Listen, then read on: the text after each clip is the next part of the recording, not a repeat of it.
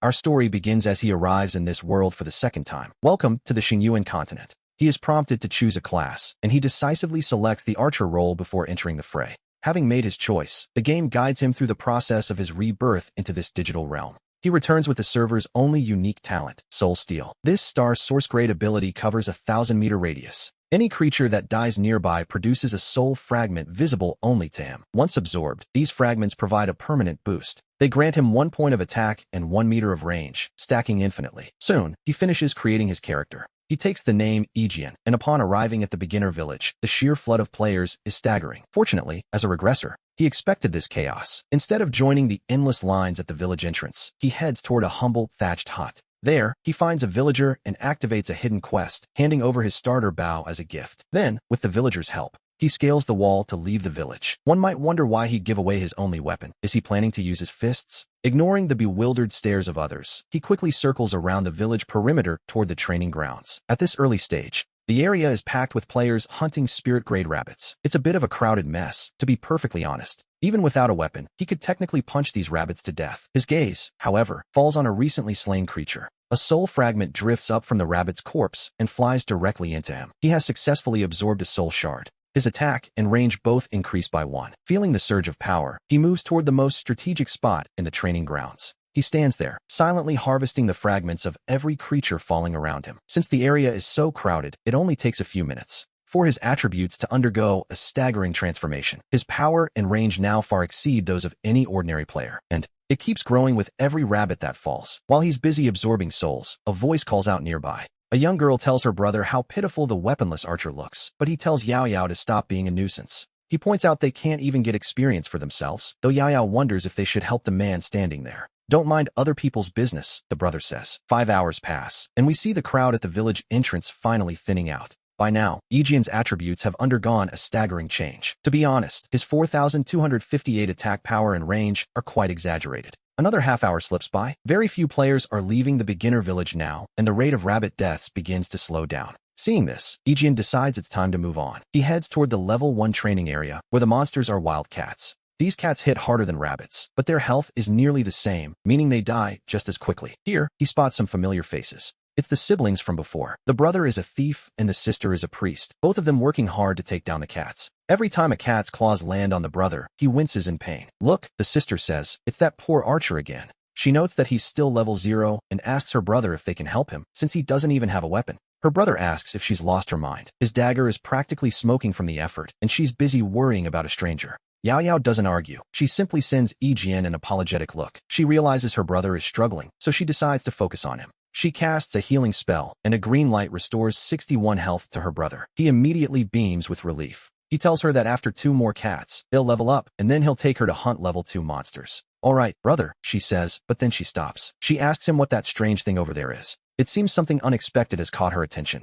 It's the Wild Cat King, a black iron boss. She asks again what that thing could possibly be. As Yahello cries out in surprise, a wild cat the size of a husky suddenly spawns. This is the Wild Cat King. As a black iron boss, it is shrouded in a faint, menacing purple glow that sets it apart from the common monsters. The sudden appearance of a boss sends a wave of excitement through the nearby players. Naturally, every eye is now fixed on the prize. The crowd descends into chaos as players begin charging toward the Wild Cat King. The ranged classes are the first to open fire. Since field bosses have no player limit, anyone with enough range can join the fray. And for Egian, range is certainly not an issue. We see that boss experience is distributed based on damage, though anyone dealing less than 1% of the total won't receive a thing. As for the items, they belong solely to the killer. Compared to the noisy crowd, Egian remains remarkably calm, because he's the only one who understands. The appearance of this Wild Cat King wasn't an accident, but a specific mechanic of the game, Xingyuan. When a large number of monsters in an area are slain, a regional boss may spawn. This is exactly how the Cat King arrived, though the rabbit area is a strange exception to this rule. And right about now, the situation escalates. By now, several ranged attacks have already landed on the Wild Cat King. Everyone watches with bated breath, hoping to see the boss take a significant hit. After all, if it can be hurt, it can be killed. However, what happens next leaves the entire crowd in a state of utter confusion. As the barrage of attacks hits the Wild Cat King, only a few pathetic numbers like -2 or 3 float above its head. Nearly 98% of the incoming damage is ruthlessly swallowed up. This sight alone is enough to make the surrounding players lose all hope. In the midst of the chaos, Egian is the only one who knows the reason. You see, the damage calculation in Xingyuan is quite different from traditional games. If an attack doesn't break through the target's defense, it deals absolutely no damage. Not even a single point of pity damage is allowed. And naturally, the player's futile efforts only serve to enrage the Wildcat King. With a piercing shriek, its razor-sharp claws extend as it begins to swing wildly at the crowd. The group of warriors standing directly in front of the boss is instantly decimated by a sudden and violent strike. It was a display of power that left no room for survival, and certainly no room for error. The crowd descends into a frantic panic as players flee from the boss's wrath. Watching them run, Aegeon let out a cold snort and began walking directly toward the Wildcat King. Naturally, the onlookers can only wonder if he has completely lost his mind. At the same time, the Wildcat King notices his approach, a flicker of pure disdain crossing its feline eyes. To the boss, he was just another insignificant ant to be crushed underfoot. The players who were in the middle of a panicked retreat suddenly freeze in their tracks, their minds going blank. The entire field falls into a stunned silence, and the siblings from earlier are so shocked they can't even close their mouths. But as the crowd watches in disbelief, a unique notification rings in Aegeon's ears, informing him that he has encountered a world treasure. We see that as the first player to slay a black iron boss, Aegeon's reputation earns him a prestigious silver-grade reward. He also receives the unique title of Pioneer, and soon, his legendary feat will be broadcast across the entire Xinyuan continent. When asked if he wants to hide his identity, he chooses no, and a server-wide announcement immediately broadcasts his name. He is officially recognized as the first player to take down a black iron boss, earning himself a silver-grade equipment chest. Between the reputation boost and the Pioneer title, every player on the server is left with only one question burning in their minds.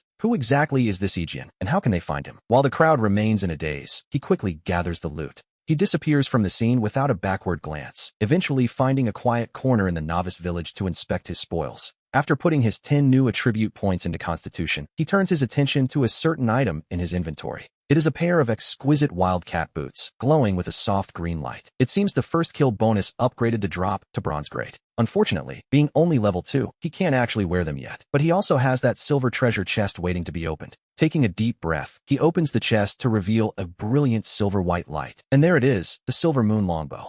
This silver-grade weapon is quite impressive, offering a significant 50-point boost to his attack distance. It also provides a 10% speed boost and an active skill called Silver Moon Carnival that doubles his firing speed for 10 seconds. With a 1-hour cooldown, it's exactly what he needs. To be honest, the timing couldn't have been more perfect. This bow perfectly compensates for his current lack of speed, ensuring he can clear monsters much more efficiently from now on. After stowing the bow, Aegeon blends back into the crowd like any other novice, heading past the cats toward the wild dog area. While there are still plenty of players around, the density here is much more manageable for what he has in mind. He finds a crowded spot and begins casually firing arrows into the air, pretending to be just another struggling beginner. As he quietly collects soul fragments, a petite girl approaches and asks if he is the legendary great god Aegeon. He tries to tell her she has the wrong person, but she isn't buying it. She's been watching him for a while, and she's certain. She insists she's been watching him for a while, certain he is Aegeon. He tries to deny it, of course. She isn't fooled, claiming she recognizes his build, and asks for a spot on his friend list for the future. She promises that if he ever needs a healer, she's his girl, and apparently, her brother is quite useful for errands too. Yahello points toward a nearby rogue, throwing daggers like a blur, who suddenly cries out that he's nearly out of health. Without missing a beat, she raises her hand, and a soothing green light envelopes the struggling rogue. A massive 88 points of health are restored. Aegeon is genuinely surprised. That's an incredible amount of healing for this level. Most priests can barely manage 40 points right now, yet this girl is doubling that. Impressed, he finally agrees to the request. She chirps that she's already sent the request. Her name is Yahello, and Aegeon realizes she was a legend from his past. Known as the Human Fountain, the Yunai Yao he remembers was cold and distant, a far cry from this bubbly girl. To be honest, the contrast is a bit jarring, but if she is indeed that legend, then her brother must be someone famous too. He asks if her brother is Yueying, leaving her shocked that he already knows his name. It's confirmed. Her brother is Jian Renying, a legendary veteran and the top-ranked rogue in the entire world. Knowing the brother has a talent for speed, Aegeon looks at Yahello with a much more appreciative gaze. He decides not to add the brother just yet, telling her he'll just contact her instead. After a bit more talk, he moves on. We see him leaving the wild dog area as the general crowd hits level 3, while the top-tier players approach level 5. He knows that the first person to reach level 5 gains access to a unique quest in the novice village. This quest comes with a one-of-a-kind reward that would be a massive boost for his journey ahead. However, time is running out. 6 hours have passed, and his gaming helmet's 8-hour limit is fast approaching. He has only 1 hour left to hit level 5 and secure that crucial dungeon quest before he's forced offline. As long as he claims the quest now, he can finish it tomorrow. He checks his talent one last time. With over 6,000 stacks now, his range and attack power have reached absurd levels. He can essentially one-shot any ordinary monster at this stage. Guided by his memories of the novice map, he bypasses the lower-level areas and heads straight to the villages. Deepest reaches, a level 10 zone. Here, he finds an NPC with a very important task that requires his assistance. When asked if he's willing to help, he agrees immediately, and the old man is clearly delighted. The village chief praises his character, explaining that in the volcano to the west there is a lava demon. Ijian must defeat it and use a scroll to seal it away. Just like that, he triggers a unique hidden quest, the Volcano Demon. The description states that in the scorching volcano at the western edge of the starting lands, a lava demon resides. He must use the sealing scroll within 3 days. Checking the clock, he sees he has only about 10 minutes left of his limit. He logs off immediately. Since this is a unique quest, no one else can take it from the village chief now. Taking off his helmet, he realizes he's absolutely starving and quickly cooks a bowl of instant noodles. After eating, he collapses into bed. Time flies, and soon we return to the game at midnight with a flash of light. He is back online, appearing right where he left off at the village chief's house. He checks his remaining playtime. Since he had 16 minutes left from his last session, his total time for today is 8 hours and 16 minutes. Accumulated time caps at 16 hours, which is quite generous, really. After logging in, that unique KSD is still active. During the day, he had carefully recalled the strategy for this mission, so he already has a plan. However, he has something more important to do first. Having reached level 5, he finally meets the requirements to upgrade his general skills. Every profession learns a basic skill upon selection. For an archer like him, that basic skill is the single-shot heavy arrow. Once upgraded, it becomes the double-shot heavy arrow. He visits the archer trainer in the village and spends 100 copper coins to upgrade the skill. Next, he opens his friend list and sees his only friend, Yahello, is currently online. He immediately sends her a message asking if she wants to join him for a quest. Meanwhile, at the level 4 wild boar area, Yahello is busy. We see Yahello leaning bored against a tree, playing with her novice staff. Nearby, the thief Yuing's dagger is a blur of motion once again. Suddenly, a notification chime wakes Yahello up. It's a message from Ijian. The once bored girl is suddenly all smiles as she replies immediately. To be honest, she's thrilled at the chance to quest with a pro. She tells him she couldn't be happier. When he asks for her coordinates, she sends them over without a moment's hesitation. After pinpointing her location, Ijian arrives quickly. Over here, she calls out, jumping for joy at his arrival. She waves her arms excitedly. He tells her that leveling here is far too slow and offers a better alternative. Without another word, he invites her to his party. I'm coming, she chirps, leaving her brother's group instantly to join Ijian's instead. Meanwhile, Yuing is so focused on wrestling with wild boars that he doesn't notice a thing, until he finishes one off and realizes the experience points are wrong. Only then does he notice his sister is gone. Yahello, where did you go? He asks why she left without a word. She simply replies that she's already teamed up with the great Ijian. They are heading to a high-level training spot. What? You're still young, Yahello. Watch out for bad guys, her brother cries out. Yuing is panicking now. Even in a game, he refuses to let his sister be taken advantage of. He decides he must warn this Ijian fellow immediately, but to his frustration, he can't even find him. That scoundrel actually hasn't added him as a friend yet. What a jerk, he mutters, feeling completely left out of the loop. He vows to have a word with him later. Meanwhile, Ijian leads Yahello back to a familiar place, the territory of the great savage bears. She asks if they're really going to fight level 10 monsters. He just smiles, says nothing, and takes his position. Standing on high ground, he draws his bow. An arrow flies out, dealing over 6,000 damage. Below them, the savage bear dies instantly. He gains 75 experience points and absorbs a soul fragment, increasing his attack power and range by 1. Watching the whole thing, Yaoyao's mouth hangs open in pure shock. She had imagined many ways he might kill monsters, but never did she expect a one-shot kill from hundreds of meters away. He really is something else. She thinks he's far stronger than her brother. Ijian, however, pays no mind to Yaoyao's utter shock. We see him draw the bardic longbow and begin a rapid-fire assault. Each savage bear provides 75 experience points, though he needs 6,000 to level up. To be honest, it's a bit of a grind. He knows he'll need a priest healing for his unique quest, so getting her to level 5 is essential. Under his relentless fire, Yaoyao's experience bar surges upward until it finally hits the limit. She's reached level 5.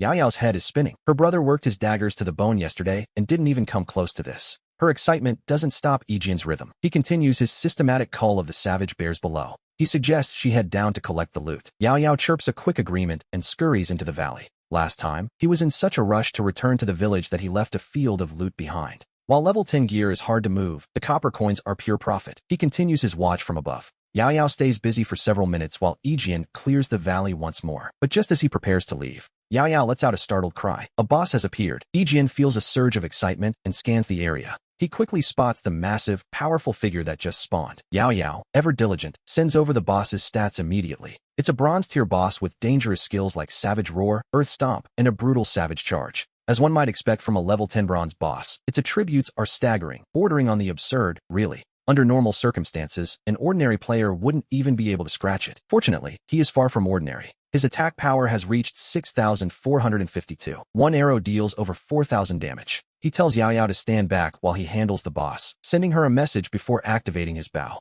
The Bardic Carnival skill boosts his attack speed by 200% for 10 seconds, with a 1-hour cooldown. Normally, he fires an arrow every 2 seconds, but with the skill active, his pace becomes something else entirely. Within those 10 seconds, he can fire over 10 times. He also utilizes his archer skills to unleash a double shot for massive damage. Double heavy sword fires 2 heavy arrows at a single target simultaneously. Each one deals 150% of his attack power. It costs 20 mana with an 8-second cooldown. According to the description, his damage against the Savage Bear Guardian would reach 12,000. He starts with a basic attack, then immediately chains it into double heavy sword. Next, he activates Bardic Carnival and begins a rapid-fire barrage. Once 10 seconds pass, he fires double heavy sword again. Hiding nearby, Yahello watches in awe as a dense cluster of damage numbers erupts over the Savage Bear Guardian's head. Its health bar drops like a burst dam, plummeting until it's completely empty. She can hardly believe her eyes. A total one-shot. This, she realizes, is the true power of a top-tier player. To be honest, even a bronze boss doesn't stand a chance. Just then, a game notification chimes in Ejian's ear. He has defeated the bronze-tier Savage Bear Guardian and reached level 8. As the first player to kill a bronze boss, his reputation increases by 30. He also receives a gold-tier equipment box and 30 free attribute points. He even gains a universal skill book. The system asks if he wants his name broadcast across the Star Garden continent. He chooses not to hide his identity. Why bother, really? Another server-wide announcement echoes, and every player currently grinding monsters is left in absolute shock. A bronze boss, at a level 10 training spot, Yueying freezes in disbelief, having assumed his sister was being scammed. But it turns out she really was leveling up, and even took down a boss. Once might be luck, but twice is undeniable skill. He realizes this player is moving fast, and calls his sister, asking where she is so he can find her. But Yahello tells him not to bother, as she's already following the great god. She still needs to upgrade her priest skills, so Ejian takes her to the priest trainer in the beginner village. There, she upgrades her healing art, and he hands her a piece of equipment dropped by the boss. We see the prison necklace, a black-grade item that grants 10 mana and boosts mana regeneration by 30%. Yahello's sustainability will be greatly improved, which will be a huge help for the unique task ahead. He also finds the Guardian leather armor, a silver-grade piece of equipment. It features the Earth Guardian skill. When receiving fatal damage for the first time, it allows the wearer to retain a single health point. This is quite useful, as it makes his fragile frame a bit sturdier. Besides the gear, the Savage Bear Guardian also dropped over 600 copper coins. He gives half to Yahello. Following a great god is quite comfortable, isn't it? After splitting the boss loot, he immediately uses the optional universal skill book. Since he can choose any skill, he unhesitatingly picks Split Arrow. This passive skill ensures that after an arrow hits its target, it splits into 3 shadow arrows that automatically attack nearby enemies. Each shadow deals 80% of his attack power as physical damage. The toggle cooldown is only 1 second with no mana cost. This is the only AoE skill available to archers before level 10, and a very practical one at that. For him right now, it's incredibly useful. Since players aren't as densely packed as they were at launch, he can no longer rely on the player army to do his work. To be honest, current players kill monsters slower than his basic shots anyway. Split Arrow perfectly meets his current needs. After choosing the skill, he opens the gold equipment selection box. Currently, he is only level 8, while most gear in the box requires level 10. He carefully searches through the pile of equipment and finally selects a specific ring, the Swift Ring, which is gold grade. It's a perfect fit for his build. When he eventually activates the Moon-Gazing Longbow's special ability, his attack speed will increase to 4 times its original rate for 10 seconds. At this stage, no boss could possibly withstand that kind of burst. After equipping the ring and restocking 2,000 arrows at the weapon shop, he calls Yahello to head out. It's time to complete that unique task. Not long after they leave, Yueying rushes back to the village on foot. He searches for a long time, but can't find his sister anywhere. Yahello, where are you? He cries out. Ejian, give me back my sister. Sister, Yueying cries out, his voice echoing through the village as he searches for her. Outside the village, we see Yahello and Ejian heading west as a team. Along the way, he casually one-shots every monster they encounter. He doesn't even bother to pick up the dropped gear or coins. He's simply stacking his talent. If only my brother were here, Yahello sighs. He runs so fast that picking up loot wouldn't slow us down at all. Hearing this, Ejian pauses to consider the idea. To be honest, the suggestion is quite tempting. Yueying might lack other skills, but when it comes to running away, he is truly top tier. Lately, Ejian's range has grown so much that retrieving loot requires a long trek. If he had to run back and forth 1,000 meters every time, it would be a massive waste of time. Yahello, where is your brother now? He asks. Him, she replies. He's back at the starter village. What? Ejian tells her to send him their coordinates and have him come over immediately. All right, she says. They continue their journey, knowing Yuying's speed will allow him to catch up quickly. Sure enough, in less than 5 minutes, Yahello announces that her brother has arrived. Ejian stops and looks back to see a dark silhouette approaching them at an incredible speed. Yuying's legs are moving so fast they're practically a blur. He clearly doesn't want to waste a single second. You brat, he yells. Stay away from my sister, or else. But before Yuying can even finish his threat, he witnesses something that stops him cold. An arrow strikes a nearby deer, dealing a staggering 6,841 damage. The poor creature never stood a chance. Yuying's eyes nearly pop out of his head. He had seen Ejian's damage before, but back then, it was only around 4,000. Now it's nearly 7,000. In just one day, this guy has become even more ridiculous. What were you saying? Ejian asks. Oh, you were too far away to hear, Yuying stammers. What I meant to say was, great God, did you need me for something important? He quickly changes his tune, his previous bravado completely vanishing into thin air. Is there something you need me to do? Ejian nods. Well, Yahello mentioned that you happen to be quite fast. I was hoping you could help me pick up the loot from a distance. I can't keep up with it myself. Yuying is stunned. Pick up loot? I am the future king of thieves with an SS rank talent. To be honest, he never imagined he'd be reduced to an errand boy. Ejian offers a 50-50 split on the profits from any loot Yuying picks up and sells. Naturally, Yuying finds the offer impossible to refuse. Deal, he says, without a second thought. He accepts the party invitation immediately. I love you, sis. He cheers, but there's more to it. Having witnessed Ejian's damage, Yuying believes the loot is dropping too fast to handle. At this stage, the demand for gear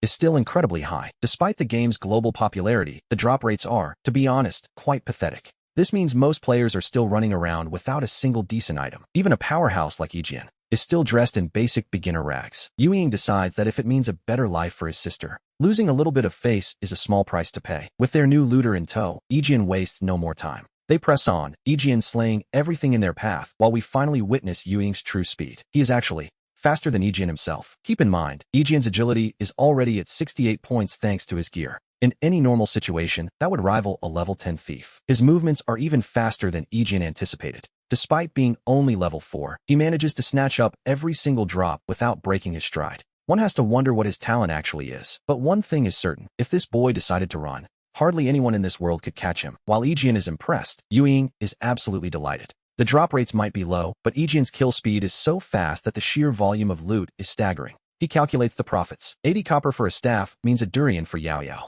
Another weapon worth 120 copper means a nice grilled fish dinner for his sister. Even a pair of boots is enough to fund a late-night snack. And so our trio finally reaches the volcanic region to the west. Because Ejian carries the sealing scroll, he has caught the eye of a certain demon. Cowardwa the ear roaster is watching. Now, Ejian will suffer continuous fire damage that intensifies the closer he gets to the flames. The heat intensifies the further they go. Fortunately, Ejian remembers the strategies from his past life, and he knows his team is more than capable. With Yaoyao's healing and Yuying's speed, we see that conquering this dungeon should be a breeze. Ejian tells Yuying to lure the flame imps from the volcanic area. The boy agrees with a confident huff. No problem, Yuying says, while Yaoyao promises to keep a close eye on her brother's health. After giving his orders, Ejian steps back to the edge of the heat zone. The damage numbers over his head instantly stop ticking. Meanwhile, Yuying charges into the flames with a bravado that, to be honest, might be a bit premature. Moments later, a figure bursts from the rocks with smoke literally trailing from his backside. Help! Help me! He screams. It turns out these imps are long-range mages. As Yuying panics, a soft green light rises from Yaoyao's staff. His health bar is instantly topped off. This upgraded healing spell is far more potent than the basic version, and Yuying is visibly stunned by the sheer volume of his sister's healing. He narrowly dodges a fireball, just as a sword streaks through the air from a distance, striking the lead imp with surgical precision. Upon impact, the blade splits into 3, obliterating the surrounding imps instantly. In less than a single second, 11 enemies are wiped out. Before the survivors can even blink, another sword falls, and a sudden, heavy silence fills the air. Yuying stares at Ejian in utter disbelief. He thought he had a handle on Ejian's power, but he was wrong. Has he always been this strong, he asks. Yaoyao simply smiles, noting that the great god has always been amazing. Yuying wonders how his own SS rank talent can feel so insignificant. With the minions gone, it's time for the main event. Ejian prepares to draw out the boss lurking within the volcano's heart. He gives Yuying a few final instructions. He sends the boy forward to act as bait. We should note that the flame demon, Cowardwa, is a field boss who usually stays within his territory. However, Ejian's attack range now exceeds 7,000 meters. That distance covers the entire volcano. If Coward was so much as shows his face, Aegean is ready to end him. Our story continues as the tool man, Yuying, fulfills his only purpose, luring Coward out. A muffled boom echoes from the rear volcano. Thick smoke surges toward the sky, and amidst the chaos, a massive silhouette rises from the molten heart of the lava. He rises, the flame demon, Cowardwa. A white eagle alert flashes his skills, flame roar, summon demon, and lava burst. Cowardwa's voice is like a thunderclap, vibrating through the entire rear volcano until the very earth begins to tremble. Even players grinding far in the distance hear the commotion, and naturally, the regional chat channel immediately explodes with activity. While he looks much stronger than the previous Guardian, the truth is that only his health bar is truly superior. To be honest, he no longer poses a real threat to Aegean. The moment the beast appears, our hero is already firing double shots. Cowardwa roars repeatedly from a distance, but he is bound to the volcano's core and cannot leave his territory. He vents his fury on the ground, slamming his massive palms down and shattering the surrounding volcanic rock. The earth itself cracks under the pressure. After a few shots, Aegean's attack speed stacks, and he activates a special skill. With Moon Welcoming Carnival active, his attack speed doubles. In an instant, the arrows leaving his hand accelerate violently. He unleashes a barrage at an almost absurd rate. A dense cloud of damage numbers begins to rise above the demon. The boss's health bar drops as if a floodgate has been opened. Watching from the side, Yuying is left completely stunned. In less than 30 seconds, the health bar is empty. I am unwilling. Lord Loran, the demon gasps. I have failed. And just like that, Aegean has successfully defeated the flame demon, Cowardwa. The system urges him to seal the demon core, which floats by the corpse, glowing with a sinister light. Aegean presses the sealing scroll against the core, successfully sealing the flame demon and completing the mission. Seeing the completed status on this unique quest brings a spark of excitement to his heart. This first kill was quite a haul. He gains 2 pieces of gold tier equipment and a gold tier item, the demon staff, which can summon powerful allies. The little demon summons 3 flame minions based on its mana, while the mana burn passive activates.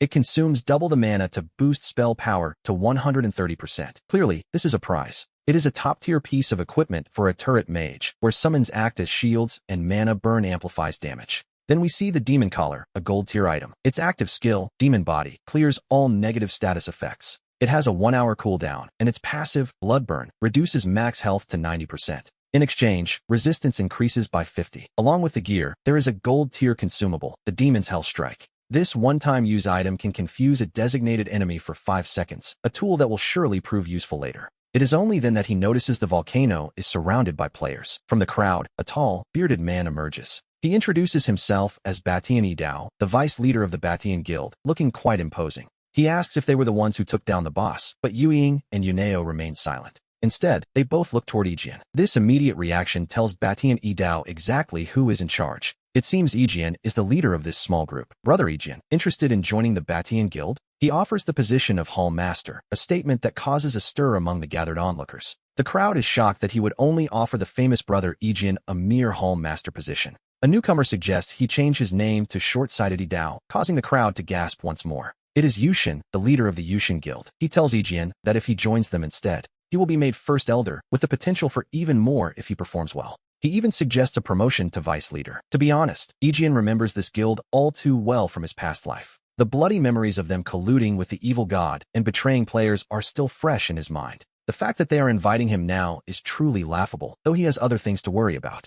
He was turning in his quest. To be honest, did they really think he'd start a fight and take down Yushin Dangtian right then? Sorry everyone, he said. I have no plans to join a guild right now. After declining the offers, he accepted Batian Idao's friend request and crushed a return scroll. Aegean didn't even spare the Yushin Guild a second glance before vanishing. He returned to the village immediately, leaving Yushin Dangtian with a very sour expression. As the crowd dispersed, the news of Aegean Shuangbiao taking down another boss and rejecting the major guilds spread across the forums like wildfire. Naturally, he had no time to worry about internet fame. At this moment, we find him elsewhere. He had already made his way back to the village. Village chief, I've completed the task, he said. The chief took the item, nodding with a look of deep respect. I knew you were a true warrior, the chief replied. This is your well-deserved reward. And then, the system chime rang out with some very good news. He had completed the unique quest, Volcano Demon, and received a one-of-a-kind item, the Angel Wings. These wings can be soul-bound to the player. Once bound, they allow for free flight and can even be upgraded. In his past life, this was the legendary gear that everyone coveted, but only one person could ever own it. Only the first person to finish that unique quest could claim them. With a single thought, the wings on his back trembled, and he suddenly soared into the sky. The players nearby, busy with their own mundane tasks, could only watch in absolute shock. Experiencing flight for the first time, he was clearly enjoying himself. It took a full half-hour before he finally, and quite reluctantly, came back down to Earth. A notification appeared. He had officially reached level 10. He stared at the screen, feeling a bit dazed. In his previous life, reaching level 10 took 10 days. This time, he had done it in just 2. Suddenly, a server-wide announcement declared that a player had hit level 10, opening the rankings. This news sent the entire player base into a frenzy. People couldn't believe it. Is this a joke? I'm only level 4. How is someone already at 10? How can the gap be this massive? The complaints continued across the chat logs. Seriously, level 10 already? Oh wait, it's that Ijin guy. Well, that explains everything, doesn't it? The awe was real, but not everyone was celebrating. At a level 6 grinding spot, Yushin Dongtian's expression was looking particularly grim. To him, Ijin Shuangbiao was becoming far too much of a threat. Deep down, he decided that if he couldn't recruit the man, he would have to destroy him. He turned to his subordinate. Hey Lu, go investigate him. If he really doesn't know how to show proper respect, then we'll have to take action. Don't worry, President, Ilu replied. I've already sent a screenshot of the demon staff to Batiani Dao. It seems a scheme was already in motion. You see, while the game has an auction house, it takes a 10% commission fee. And in this world, every bit of gold saved is a bit of gold earned. Not long after the screenshot was sent, Batian Dao replied. He was offering a cool 100,000 copper coins for the gear. Name a place, he said, and we'll trade directly. Ijian suggested the entrance to the novice village, and before long, we see a young man named Batian Zaizuanfeng running toward him. He was remarkably polite, and the transaction was completed without a hitch. Not wanting to risk being robbed, Zaizuanfeng bolted straight for the village warehouse. Finally, Ijian was free to focus on stacking his talent. He soared over the level 0 rabbits, and thanks to his incredible range and the area of effect from his split arrow, he cleared the entire field in under 2 minutes. He then did the exact same thing in the level 1 zone. Meanwhile, he sent a coordinate to Yao Huiyunch, telling her to bring her brother, Yuying, to meet him there. By the time he reached the destination, his talent stacks had surpassed 10,000. As he descended from the sky, right in front of the siblings, their eyes nearly popped out of their heads. The group soon reached a small valley of volcanic ash. This was near the site of the flame demon's demise. He pulled out the sealed scroll the village chief had specially prepared. The system detected the lingering aura of the flame demon and asked if he wished to use the scroll to open the teleportation interface. He agreed, and just like that, Ijian Shuangbiao opened the dungeon, Demon's Breath. Any player level 5 or higher was now free to enter. Within 30 seconds of the opening, his friend list lit up with a message from Batiani Dao. Brother, the message read, our guild wants the first clear of this dungeon. Could you possibly lend us a hand? He told Ijian to name his price. Ijian agreed, but on one condition, he would decide how the loot was distributed. Oh, and he wanted another 100,000 copper coins. Batiani Dao didn't even hesitate. A server-wide announcement is priceless, after all. While waiting for the guild leader to arrive, other players training in the area began to notice the trio. They recognized Ijian immediately. A few female players even approached him, hoping to catch the attention of the server's rising star. Oh great God, one said, our team is all girls, and I'm a priest with very generous healing. Watching this, Yao Huiyunch looked like she wanted to pout all the way to the moon. It felt as if her favorite treasure was being scouted. We see that Batiani Dao didn't keep him waiting for long. Desperate to ensure no other guild snatched the first clear, he arrived with 8 of his best members. He quickly formed a party with Yao and the Batian members. Once we're inside, Ijian told them firmly, everyone follows my lead. He promised they would secure the first clear without any trouble. Batiani Dao reassured him, saying he'd already given orders that if anyone stepped out of line, Ijian could simply kick them from the group. Wait, great God, Yuying called out. I'm not even in the party yet. But Ijian just noted that the guild members could handle the loot, so Yuying wasn't needed for now. With that, he led the group into the dungeon, leaving a very confused Yuying standing behind. The poor brother could only fume, thinking how Ijian had ditched him once again.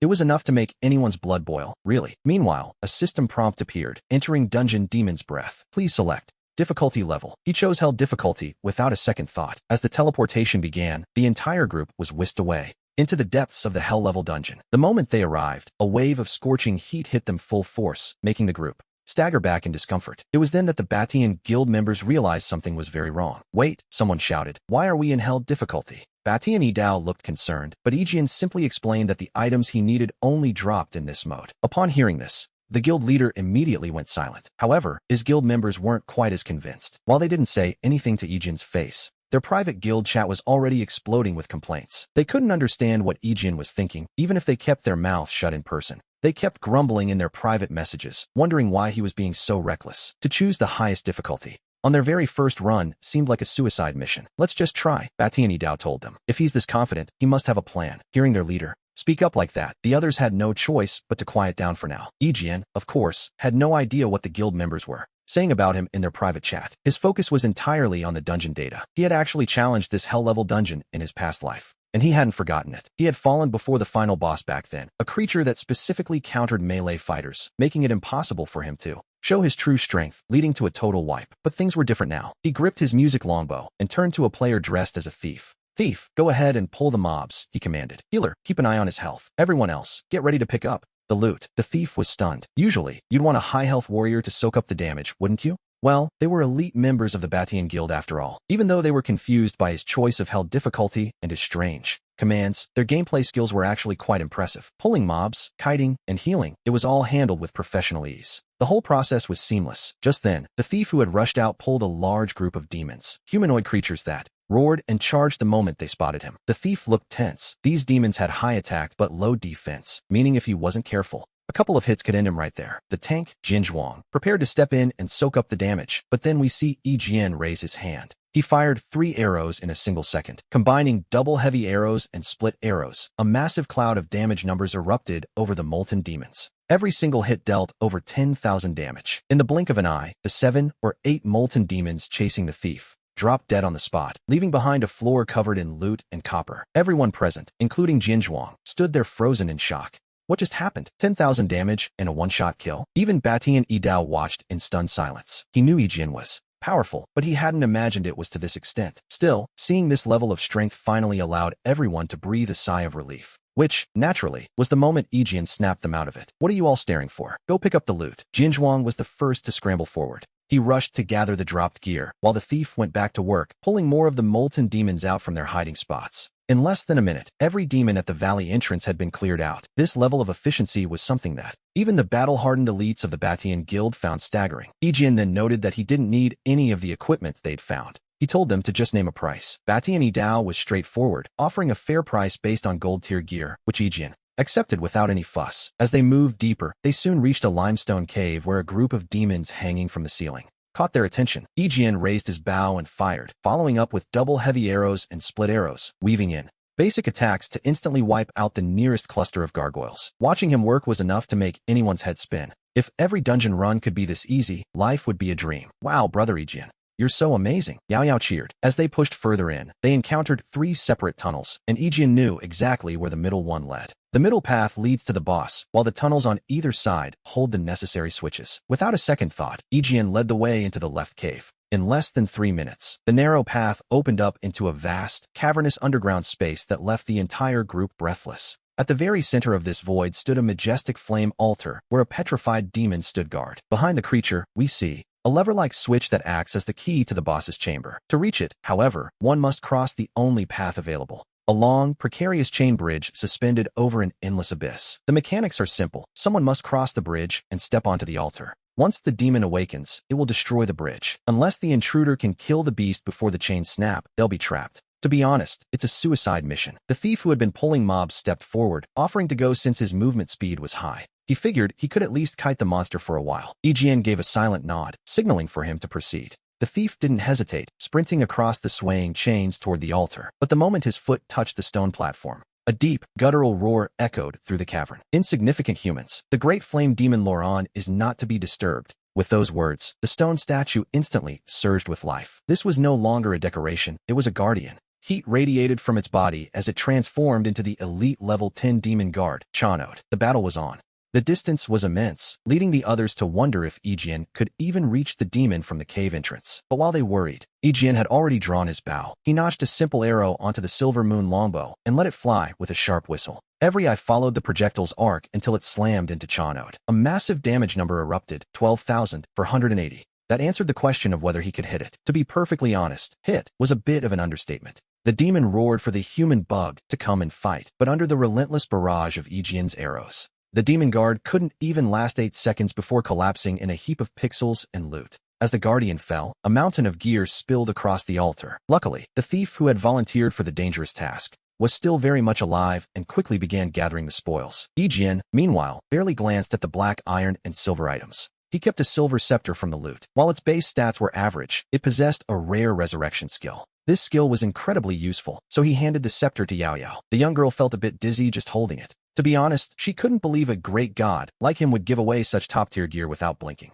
Once activated, the skill would grant a target a resurrection status, a truly powerful ability for any team. After the thief pulled the switch, Aegean led the group back to the fork and took the rightmost path. We see that this path led to another altar, guarded by yet another demon guard, just like the previous one. It was an identical setup. Aegean did the same thing, slaying the guard before he could destroy the chain bridge. This victory yielded more silver and black iron gear, though none of it was of any use to Aegean himself. He let Batian Idao distribute the items. With both switches finally active, it was time to face the final boss. Following the central tunnel downward, the group soon arrived at a cavern far larger than the previous chambers. This massive underground grotto had no altars or demons, only a long stone staircase descending into the depths. Below the stairs, we find a sea of churning, molten lava. In the very center sat a massive demon head. With its eyes closed, the flamed demon Loran waited. Near the lava's edge were a few tiny, cramped platforms. These platforms were the only footing available. In his past life, Aegean had stood on these very spots. Back then, he was a warrior. His reach was far too short, and even at his absolute best, he struggled. He eventually fell to the boss's lava bombardment. But this time, the roles of hunter and prey had changed. Another archer in the party stepped up to start the fight. He reached the bottom and fired at the demon's head.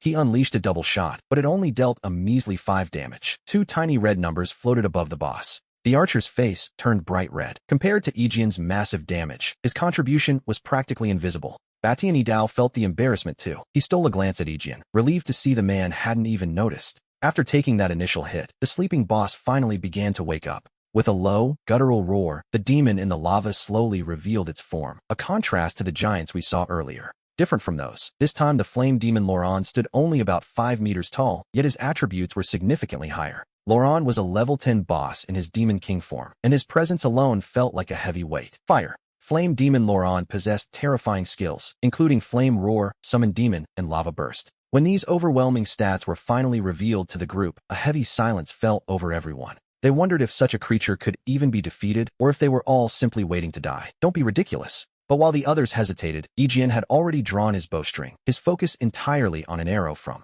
his hand, which flew out to strike the flame demon below and deal 9,754 damage, which immediately caused the boss's aggro to be attracted. Damn bug, the demon roared. You have truly made me angry. Aegean shouted for Yahello to dodge, but the counterattack was already underway. A massive explosion of flame erupted, and the party's health icons began to go dark, leaving only those standing with him. Only Yun Nayo survived. Everyone else, including Batian Idao, had been wiped out. Hold on to me, he said to Yun Nayo, before suddenly taking flight toward the very ceiling of the cavern while she clutched his arm for dear life, ascending to a point 500 meters above the lava. From this height, the flame demon's attacks were completely useless, leaving Aegean free to rain arrows down upon the constantly roaring flame demon below, who could do nothing but splash lava in impotent rage. Meanwhile, the Batian Guild's private chat was in a state of total chaos. What the hell? I'm a full HP warrior, and I was instantly killed. Can Great God Shuangyao actually beat this boss? With all his buffs fully active, the real performance was finally ready to begin.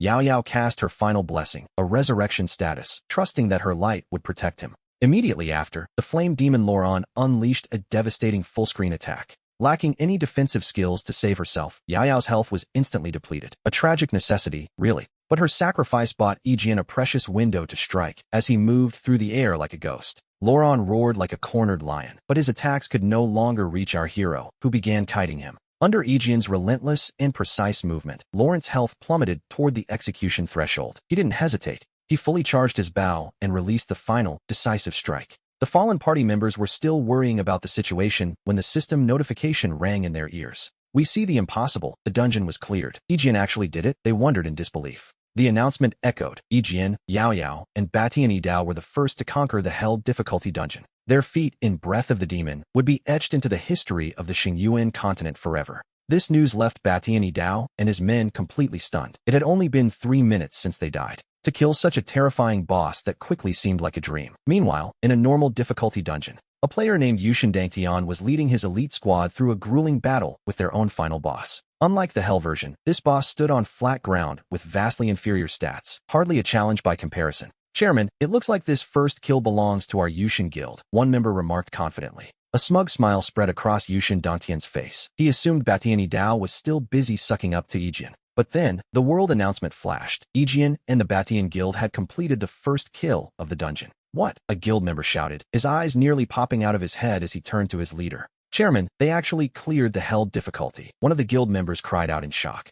We see the realization hit them. While they were struggling with mere elites, Aegeon's team had conquered the impossible. The guild members were so stunned that their movements faltered, allowing the Berserk boss to instantly wipe out their squishier allies. It then turned its fury on the warriors, and within moments, the entire team was decimated. A total disaster, to be honest. Back at the dungeon entrance, Yushin Dingtian gripped a subordinate's face in a rage, demanding to know why he had to shout so loud. The terrified man could only stammer an apology as the system chimed. Aegeon had slain the silver boss, Flame Demon Loron. He gained 0 experience. However, having reached level 10, he needed to complete the novice trial to progress further. He had only stayed behind for the first clear rewards and a hidden golden treasure tucked away in the novice village. As the group emerged from the dungeon, Aegeon took a moment to look through the spoils of war in his inventory. He decided to sell 1 gold-grade item and 4 silver-grade pieces to Batian Idao, keeping 2 specific treasures for himself. The first was the Flame Blood, a level 10 gold-grade item that allowed him to ignite the ground beneath his feet. For 10 seconds, any enemy caught in his wake would suffer 50 points of burning damage every single second. It had a 1-hour cooldown, but paired with the Hellstone Necklace, another gold-grade find, his mana pool grew by 50.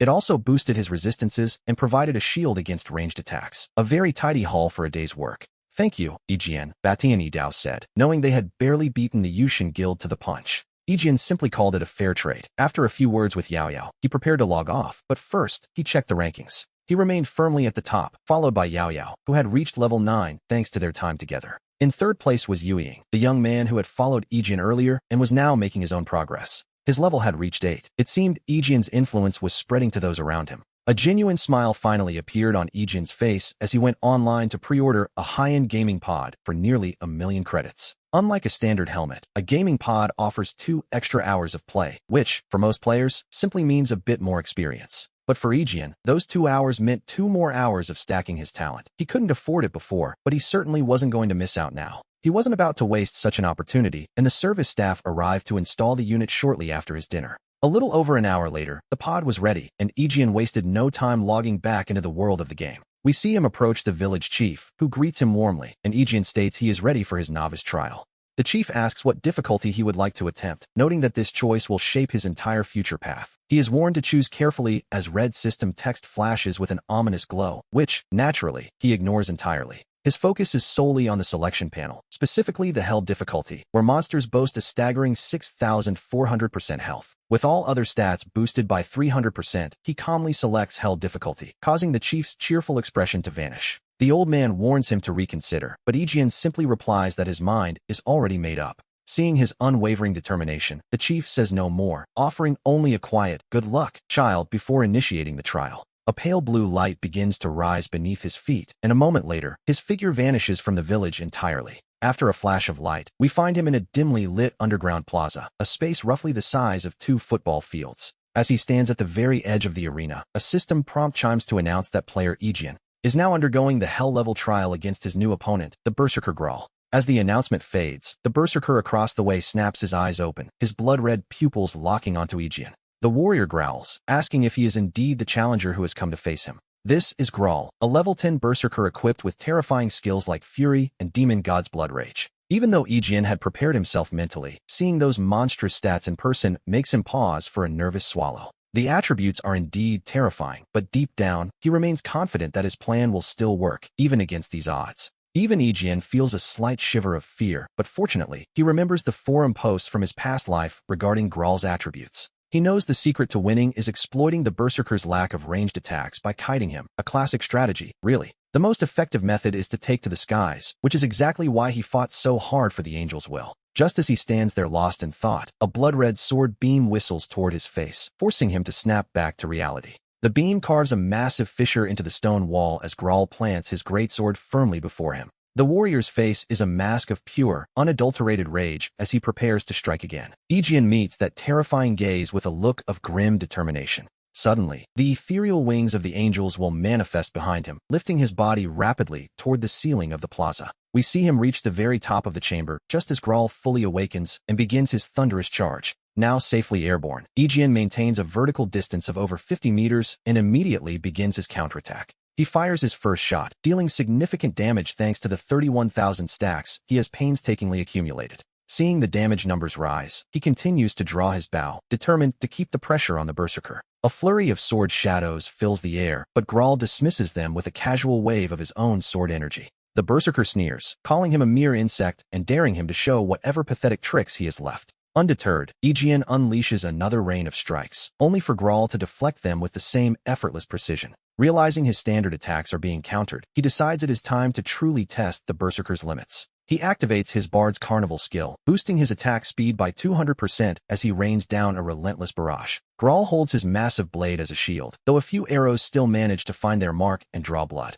Ignoring the taunts about merely tickling him, Aegeon remains silent, his hands moving so fast they become a blur of motion. A dense wall of arrows surges toward Grawl, who deflects them easily before deciding he is finally done playing around. With a thunderous roar, Grawl activates his Fury skill, and we see Aegeon's expression turn grave. As the berserker swings his blade, a massive wave of sword energy sweeps across the entire underground plaza toward him. He barely manages to dodge as the energy shatters the stone wall behind him, leaving him stunned by such overwhelming power. Before he can even process the destruction, Grawl begins a relentless assault, sending a barrage of blood-red beams whistling through the air. Aegeon beats his wings frantically, looking a bit like a startled bird as he scrambles to stay ahead of the onslaught. The air is thick with energy, and every strike that misses him sends a deafening roar echoing through the chamber. Seeing his opponent's desperate struggle, Grawl can't help but sneer, asking the little bug if he's already reached his limit. Aegeon simply steps out from the falling debris, calmly brushes the dust off his clothes, and meets the giant's gaze with a cold stare.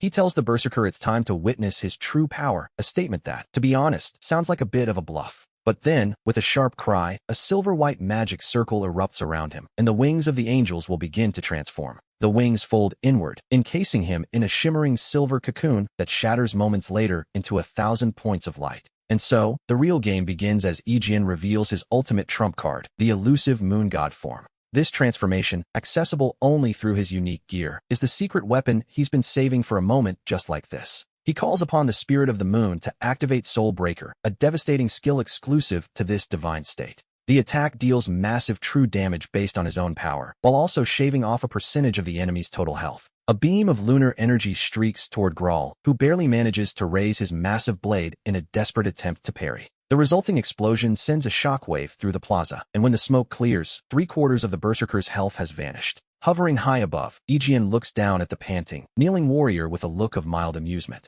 He asks the great Grawl if he's already reaching his limit, a bit of a role reversal, wouldn't you say? Grawl snarls that a mere bug won't defeat him so easily, reminding everyone that he is, after all, the legendary berserker. Grawl sneers that while the bug has some skill, he shouldn't think for a moment that this will be enough to defeat him. He proudly declares himself the legendary berserker Grawl, and we see Aegeon's expression turn serious once again. As a pillar of red light surges toward the sky, Aegeon draws his bow and fires another moon sword beam as the light fades. A completely transformed Grawl stands before him, mocking Aegeon for not expecting his opponent to have a second phase. Yes, it turns out Grawl possesses a passive skill called Demon God Blood Rage, which triggers after he takes significant damage. In this state, he becomes a true demon god, just as Aegeon's projectile is about to find its mark. Grawl plunges his massive blade into the earth, summoning a pillar of fire that effortlessly deflects the incoming moon sword. Seeing this, Aegeon's gaze sharpens. He realizes this fight just got much harder and decides to end it with his next strike. He raises the moon bow, pulling the string to its limit as he begins to gather an immense amount of energy. He calls upon the spirit of the moon to transform into a divine dragon and consume the enemy before him. With a final chant, he releases the arrow, which manifests as a majestic dragon woven from pure lunar essence. On the other side, Grawl drops to one knee and begins chanting an ancient prayer, pleading with his father god for strength. As he asks for power, we see Grawl hoist his great sword high into the air. A blood-red aura erupts from the ground as Grawl swings his blade forward, clashing violently with the lunar dragon. An energy storm immediately sweeps through the underground plaza as the dragon begins to swallow the crimson sword energy. The collision erupts into a red and white shockwave, filling the air with thick smoke that slowly begins to drift away. As the dust settles, we find Grawl collapsed on the ground, letting out a cry of pure frustration. And just like that, the berserker's health bar finally hits 0. His body dissolves into shimmering points of light, leaving behind a radiant, rainbow-colored crown as Aegeon descends to the ground. With a soft glow, his moon god form fades, and he returns to his leather armor just as he prepares to examine his prize. As Aegeon begins to inspect his loot, a system announcement rings out across the entire server. We hear the message echo 3 times. Ejian is the first player to clear the Hell-level newbie trial, earning the unique Star of Hope title. This news immediately ignites a frenzy among the player base, who wonder how a simple trial could offer such absurdly good rewards. With a choice of a hidden class, growth equipment, and even a custom skill, it's the kind of haul most players wouldn't even dare to dream of. While the world wonders just how powerful this great god has become, we see the player known as Yushin looking quite grim. He stares at the screen, wondering if a man like Ejian can even be stopped, let alone destroyed. Because he cleared the Hell trial, Ejian's free attribute points from leveling up are boosted to 400% of their original value. But then, something truly unexpected happens. His real-world projection ratio increases to 10%. He is stunned to see the projection system activate so early. As a regressor, he knows exactly what this implies. Eventually, the strength every player gains within the game will manifest in the real world. He remembers that in his past life, the game began bleeding into reality only after the first player reached their class transfer.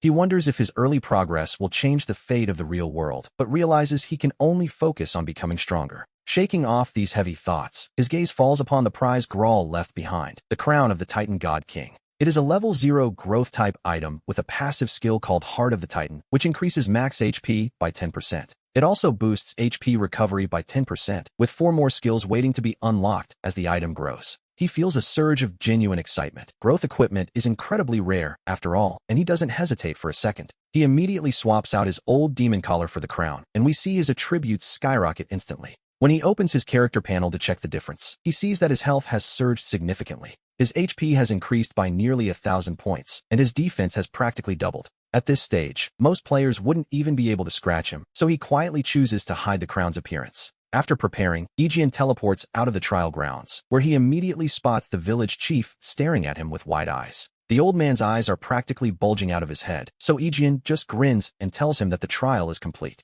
The chief snaps out of his shock and looks at Ejian with a complex expression, admitting he never expected to see such a hero in his lifetime. "I'll admit, I underestimated you," the chief says, and we see a flicker of something new in his gaze. It's a glimmer of hope, and he quickly asks if Ejian would be willing to help the village with a certain matter. Suddenly, a system notification rings out. Beginner village number 23333 is offering Ejian a mythic level chain quest. The quest is titled Heart's Source of the Past, and Ejian pauses, remembering that in his previous life, this quest belonged to someone else. Back then, it was claimed by a powerhouse named Ling Kun, the only player to have cleared the nightmare level trial. Ling Kun used to brag about how much effort it took to talk the chief into giving him the quest, but for Ejian, things are different. Here, the chief is the one doing the begging, proving that the gap between hell and nightmare difficulty is truly massive. Once Ejian accepts, the chief lets out a sigh of relief, claiming he knew all along that he hadn't misjudged the young man. "You really are a man who can be trusted," the chief says, before revealing the village's true, hidden history.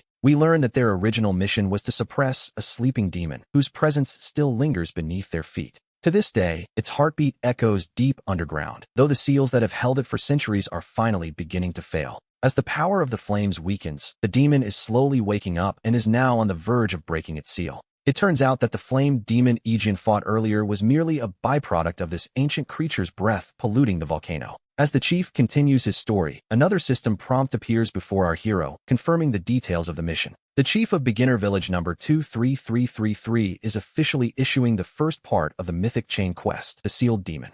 The notification repeats, emphasizing the gravity of the task. Mythic Chain Quest Phase 1 is now available. The goal is simple yet daunting. Defeat the demon and force it back into a state of deep slumber. Without a moment's hesitation, Ejian accepts the task, and the chief hands him a token that will guide him to the seal. We see him receive the seal key, a quest item whose description is quite specific about its purpose. It can only be used at a certain location within beginner village number 23333 to open a path to the sealed space. So he bids the chief farewell. He heads toward the coordinates. The village isn't large, so it only takes a moment to reach the center. A featureless statue stands there, surrounded by players busy hawking their gear and materials to anyone passing by. His arrival goes largely unnoticed, but as he stands before the statue with the key, a system prompt suddenly flickers into view. It confirms he has reached the target location and asks if he wishes to use the key to enter the sealed area. As soon as he confirms, a brilliant blue light envelopes him, and in the blink of an eye, he vanishes from the spot. Nearby players wonder if someone just disappeared, but most assume it was just another common teleportation scroll. After a flash of white light, Ejian finds himself standing at the entrance of a dark, damp underground passage. The walls are lined with glowing stones, providing just enough light to prevent the tunnel from being swallowed by total darkness. As he follows the path downward, the air begins to grow uncomfortably warm until he finally reaches a wide, open space. A massive underground plaza stretches out before him, protected by a faint golden barrier that hums with ancient power. This light screen separates the world from what lies within, a giant cage sitting right in the center of the plaza. Inside that cage, we see a thin, gaunt figure pinned down by 3 spears that radiate a pale golden light. The spears pierce right through the figure, anchoring them to the ground, a sight that makes Aegeon wonder if this is truly the demon. At that moment, the thin figure seems to sense his presence and slowly, painfully, begins to lift its head. Aegeon freezes when he sees the face. He expected a monster with horns and a ferocious expression, as one does. But the person before him possesses none of those demonic traits, no horns, no fangs, and no terrifying gaze. To his complete surprise, the demon is clearly a human who looks at him and mutters about how truly terrible they all are. The figure asks if it has been 1,000 years of diligence, or if they simply haven't forgotten their master's orders. While Aegeon stands there dazed, the man speaks again, noting that he doesn't carry the scent of those lapdogs. "You are a new descendant," the figure observes, "and you are certainly not one of those servants." He repeats the realization, emphasizing that Aegeon is a true descendant and not a lapdog of the old powers. It seems he didn't expect the world to welcome descendants once again after all this time. The figure begins to chant, "Lord Descendant," over and over, his voice filled with a strange, frantic energy. The repetition continues, echoing through the dark plaza as the figure fixates entirely on Aegeon's status. He finishes his rhythmic chanting with a final, breathless acknowledgement of Aegeon's presence. "Lord Descendant," he mutters once more, as if the title itself holds some ancient, heavy weight. The word hangs in the air, marking a sudden shift in the atmosphere of the underground cage. We learn that these Xinyuan people are legends in the outside world, known for one thing: helping players. This is common knowledge among players. Even when monsters invaded reality, these beings stood by humanity's side. As the saying goes, one might doubt an NPC, but one should never doubt a Xinyuan person. This presents a bit of a dilemma. Is his mythic quest really asking him to kill a friendly ally? To be sure, Aegeon decides to check the figure's attributes, a sensible move in any confusing situation. The panel reveals him as the Demon Lord, Fanwen'er, a golden rank entity currently at level 10. His skills include Crimson Fire and a Troll's Body, but before Aegeon can finish reading, Fanwen'er speaks up. The Demon Lord sighs, calling Aegeon a weak, basic class holder who is simply far too frail. He demands that Aegeon bring the strongest of his race, as he has no interest in talking to the weak. Aegeon is momentarily stunned by the blatant disrespect, but he soon sneers and raises his hand toward Fanwen'er. The damage from a basic class's double-shot heavy sword was so absurd that Fanwen'er's eyes nearly popped out of his head. Before he could say another word, we see Aegeon activate Music Carnival, firing a frantic barrage of arrows at his face. By the time the Demon Lord reacted, his face was already bristling with over a dozen wooden arrows. He shouted for Aegeon to stop, outraged that anyone would dare to disrespect the great archmage Fanwen'er. "Stop shooting. My face can't hold any more," he cried, looking like he was about to have a total breakdown. In all his long years, he had never seen such damage from a basic class holder who hadn't even advanced yet. Seeing the dense cluster of arrows on the mage's face, Aegeon felt he had finally vented enough of his anger. "Fine, I'm listening," Aegeon remarked. Fanwen'er, meanwhile, begged for a moment to catch his breath and recover. He spoke with a sob in his voice, and to be honest, it was hard to recognize the dignified archmage in this state. As his health bar slowly climbed back up to 20%, he admitted his mistake in underestimating Aegeon's strength. He apologized for his earlier rudeness, but Aegeon demanded to know who was lying, the village chief or the Xinyuan. Fanwen'er finally spoke up, explaining that the young man was currently being blinded by the secret key. He claimed that by discarding the key, Aegeon would see the truth, and after a brief hesitation, Aegeon did just that. He tossed the secret key out of his inventory, and immediately, Fanwen'er's attribute panel began to transform before our eyes. He was revealed as the Crimson Fire Archmage of the Xinyuan ancient race, still level 10, but with different skills. His abilities changed to Crimson Fire Embrace and Fire Spirit Body. The stats were the same, but the names were different. This was his true identity, and he noted that Aegeon had finally seen through the deception of the situation. He deduced that the person who gave Aegeon the key was a descendant of the Guardians who wanted him dead. "He certainly knows how to choose," Fanwen'er admitted, noting that Aegeon actually had the power to defeat him. However, he warned that the Guardian and the Descendants were not on the same side, something Aegeon might not understand. Aegeon explains that he understands they were once the masters of the Xinyuan continent, but simply couldn't withstand the invasion of a certain clan. Fanwen'er freezes at those words, staring intently at the young man, as if trying to figure out how he could possibly know such things. After a long silence, a sincere smile finally spreads across his face, and he realizes his chance to return to the Xinyuan continent has finally arrived. He tells Aegeon that since he understands the history of those invaders, he surely knows what needs to be done next. He asks Aegean to restore the Xinyuan continent to its former glory, and just like that, the Archmage issues a mythic-level chain quest. Aegean is stunned to see the prompt for Restore Xinyuan. To be honest, receiving another mythic-level quest was the last thing he expected. These are the kinds of legendary tasks players usually only read about on forums, yet here they are, appearing one after another. He wonders if this is just the standard treatment for top-tier players, but he worries if accepting this means abandoning his current mission. Theoretically, that would be the case, but Fanwanur explains that there is a way for him to complete both simultaneously. When Aegean asks how, the answer is startlingly simple: he must kill the Archmage. Fanwanur repeats the request with a smile of pure relief, as if he is finally being set free from a heavy burden. He speaks of his own death as if it were a matter of no consequence, leaving Aegean visibly moved by the gravity of the moment. The Archmage's smile fades into a look of deep reminiscence as he whispers that he is doing this for the sake of hope. He explains that in all these years, Aegean is the only source of hope he has found, and he is willing to give his life to fuel it. His only request is that when Aegean is strong enough, he restores the continent, and for a long time, Aegean can find no words to say. Finally, Aegean gives a solemn nod and accepts the burden, prompting a final thank you and a last gift from the dying mage. As he speaks, a faint, flickering flame drifts from Fanwanur's body, passing through the iron bars and the golden defensive shield. It floats toward Aegean and, before he can react, plunges directly into his chest, leaving him staring in absolute shock.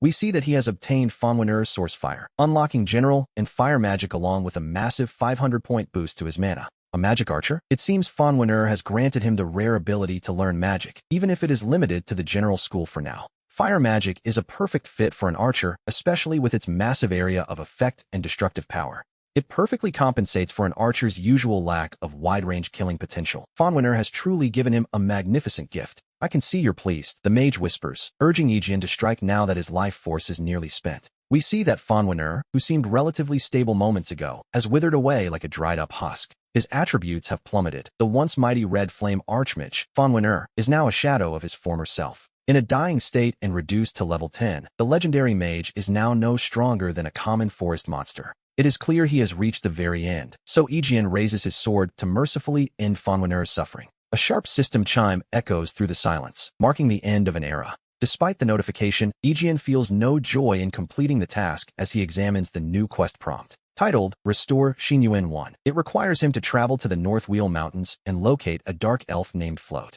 We know these mountains lie southeast of Evernight City, one of the 8 great capitals of this world. It seems a trip to the city is inevitable, as he'll need to bind himself there after leaving the starter village. He closes the menu and retrieves the key. With Fanwanur gone, there is no reason to stay here any longer. With a single thought, the key activates, and we see him vanish, reappearing instantly back at the nameless statue. It is finally time to turn in his quest, so he returns to the village chief once more. To be honest, he can't help but view the old man with a bit of suspicion now, though the chief remains calm. You truly are a powerful warrior, the chief remarks, acknowledging the completion of the mythic-level quest, Xinyuan's Past. Aegean receives the Holy Light Source, an item that bolsters sacred objects while acting as a bane to all things evil. It seems like a useful prize, but suddenly, he feels a surge of memory from his soul-bound angel wings. He can feel the wings evolving at an incredible speed as the holy light source is consumed. When the process finishes, the angel wings, originally having only 2 wings, suddenly grow into 4, effectively doubling his base attributes in an instant.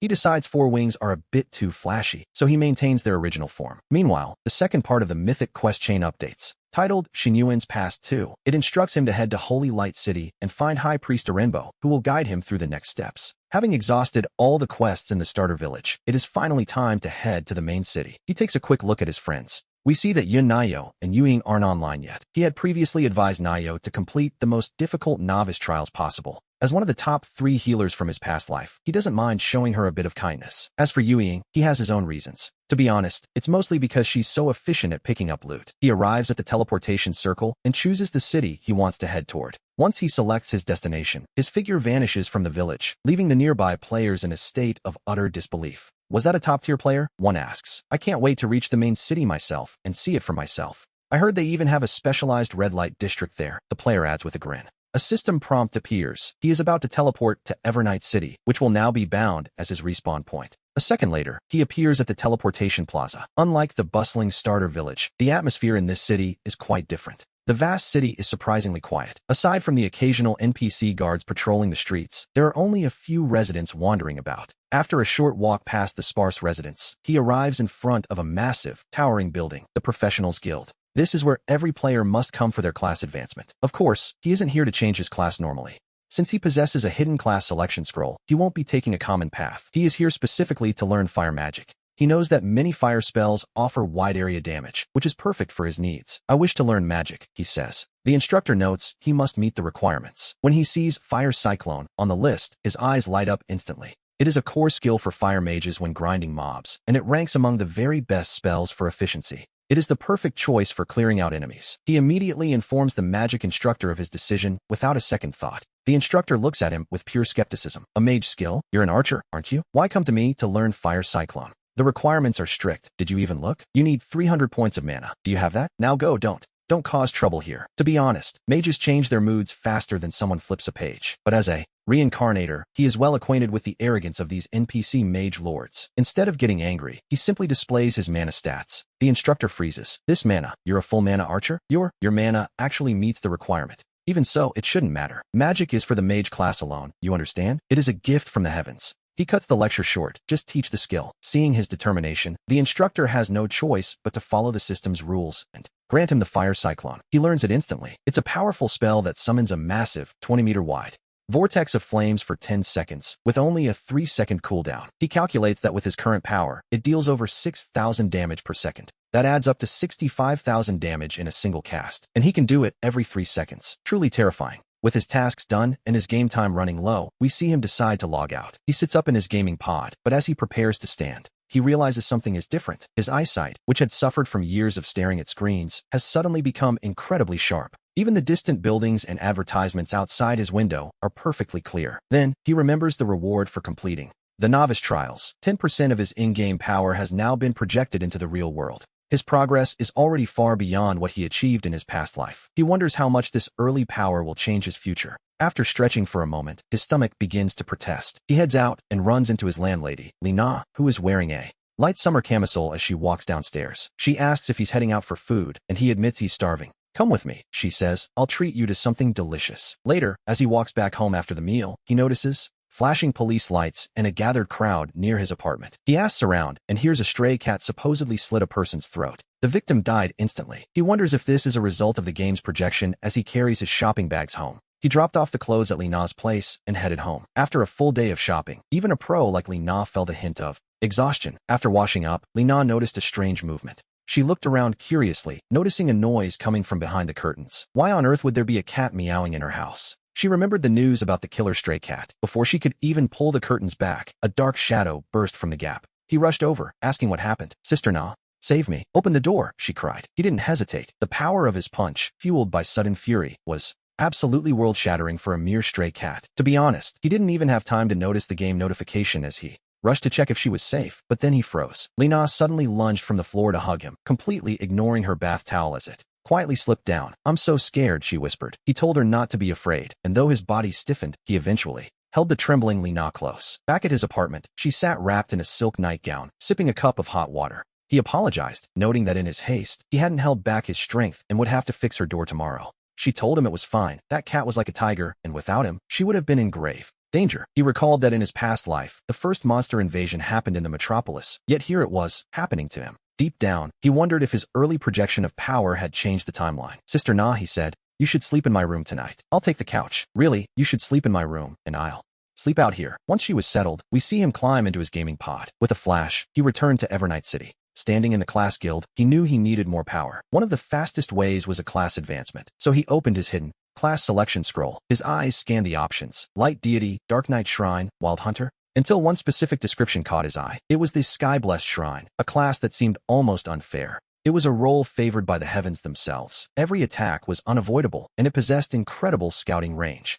This class was essentially tailor-made for him. Without a second thought, he chose to advance to the unique hidden class, the Sky-Blessed Shrine. With his decision, a new task appeared in his quest log. He was required to slay 5 golden bosses no lower than his own level, collect 1,000 azure petrol feathers, and clear the 10th floor of the hero's tower. These 3 conditions made his eyelids twitch just looking at them. After a moment of careful thought, he decided that gathering the azure Petrol feathers would likely be the easiest task for now. After stocking up on potions in Evernight City, he set off. We see him out in the wild, frantically farming his talent. The coverage of his fire whirlwind was massive, and the cooldown was incredibly short. Every 3 seconds, he dropped a fiery vortex into the mobs below while circling the city from the air. He kept up this rhythm until his passive stacks exceeded 50,000. It was then that he received a message from Yunyao. Seeing the siblings had passed their trials, he sent a quick congratulations and closed the chat. Suddenly, a notification echoed in his ears. It was a server-wide announcement. Congratulations to Yushin Dangtian for being the first to complete his class advancement. He was stunned. It seems the big guilds weren't wasting time, though he hadn't expected Yushin to be first. He checked the leaderboard and saw his top spot had been snatched away. Every other player was still sitting there, currently unpromoted. The Yushin Guild then announced they had claimed Holy Light City as their base, welcoming any and all ambitious players to join their ranks. Immediately, the world chat was flooded with people practically tripping over themselves to praise Yushin Dangtian. This, naturally, put the guild leader in a fantastic mood. He turned to one of his trusted lieutenants and asked about the progress on contacting Yijin Shuangbiao. President, the man replied, that guy has blocked all friend requests. We can't get through. Useless, Yushin snapped. You can't even handle a simple task? He ordered his men to find Yijin Shuangbiao and invite him to the guild immediately. However, if the man refused, he was to be blacklisted. Yushin wanted to see exactly how this player intended to survive against him.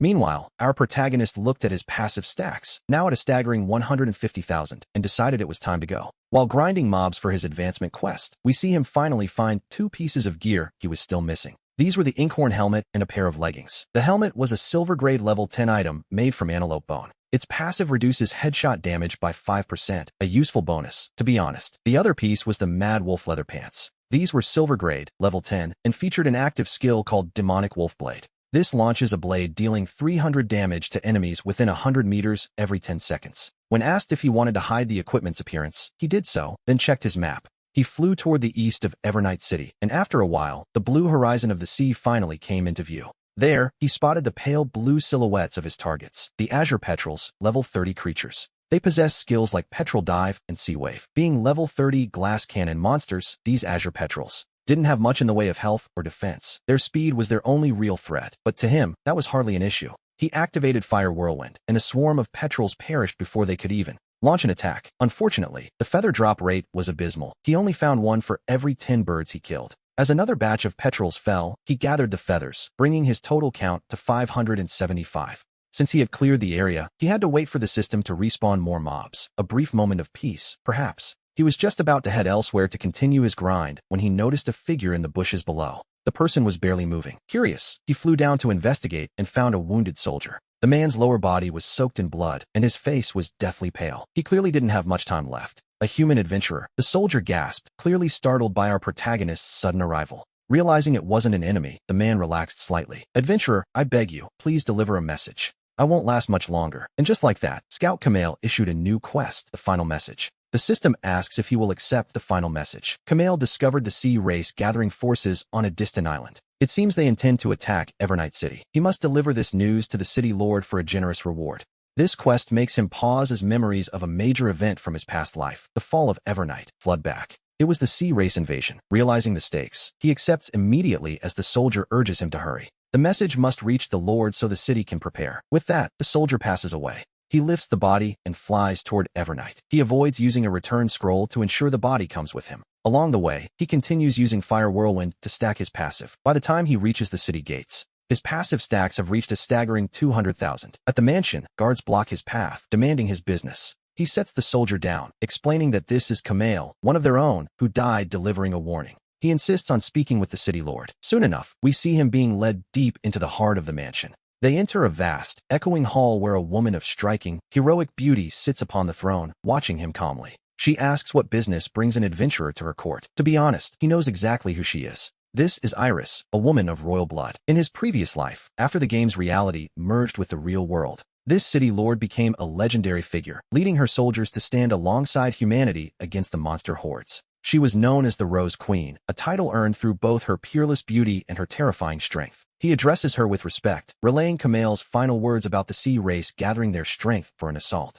Evernight City must prepare. Iris scoffs, noting that those stinky fish have finally decided to make their move. She thanks him on behalf of the city for his timely assistance and offers a reward for his service. She hands him a special token. He has obtained the Evernight badge, along with 50 points of reputation. This badge allows him to command up to 100 soldiers within the city's territory. A useful little perk, wouldn't you say? He realizes this badge grants him legal immunity within Evernight City, a legendary privilege he only heard of in his past life. It allows him to command level 60 NPC squads. With this badge in hand, we could say he has become something of a VIP in Evernight. After bidding farewell to City Lord Iris, he makes his way toward the city's tallest structure. This is the Hero Tower. In each of the 8 major cities, a Hero Tower stands as a testament to strength, where any player is granted 3 challenge attempts per day. If they succeed, the attempt isn't even consumed. Having challenged this tower before, he feels quite confident in his current damage output. As he approaches the tower piercing the clouds, we see that a large crowd has already gathered. Among them, he spots a familiar face, someone he definitely didn't expect to see. It is Tyrant Blade, the vice leader of the Tyrant Guild. He suddenly remembers that in his past life, this guild was based here. Just then, Tyrant Blade notices him. "Great God Double Dart, what brings you here?" he asks, clearly surprised.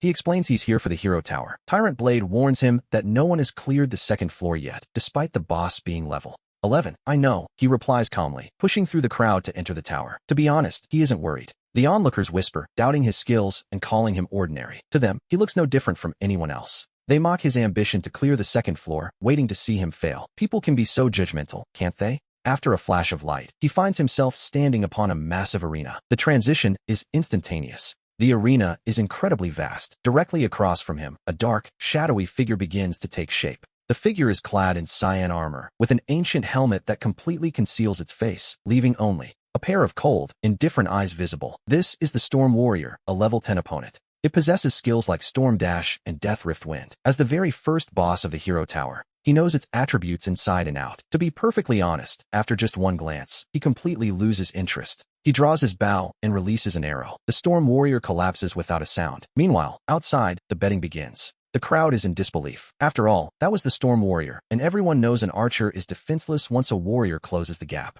Someone shouts for everyone to look. 3 seconds? He hadn't even finished sneezing before it was over. The previous expert had struggled for 40 minutes. We have to wonder if he's even human. At the top of the leaderboard, Double Dart. Floor 1 was cleared in a mere 13 seconds. Seeing this, the players nearby are practically fuming. It feels like a joke, considering the last challenger fought for 40 minutes just to clear the first stage. And yet, Double Dart ended it in 3 seconds. Where is the justice in that, really? It defies all logic. A notification appears. He has defeated the 10th floor Guardian and earned a skill enhancement scroll. As the Guardian's form dissipates, he finally allows himself a moment to breathe. Checking his class advancement progress, we see that only one final step remains. Having lost interest in further challenges, he wills himself to exit the Hero Tower. The moment he emerges, he is met by a sea of intense, burning gazes. The crowd erupts, hailing him as a god. The praise is overwhelming, with some fans even shouting rather colorful declarations of love. To be honest, it's a bit much. The crowd tries to surge forward in a frenzy, but they are held back by Tyrant Blade and his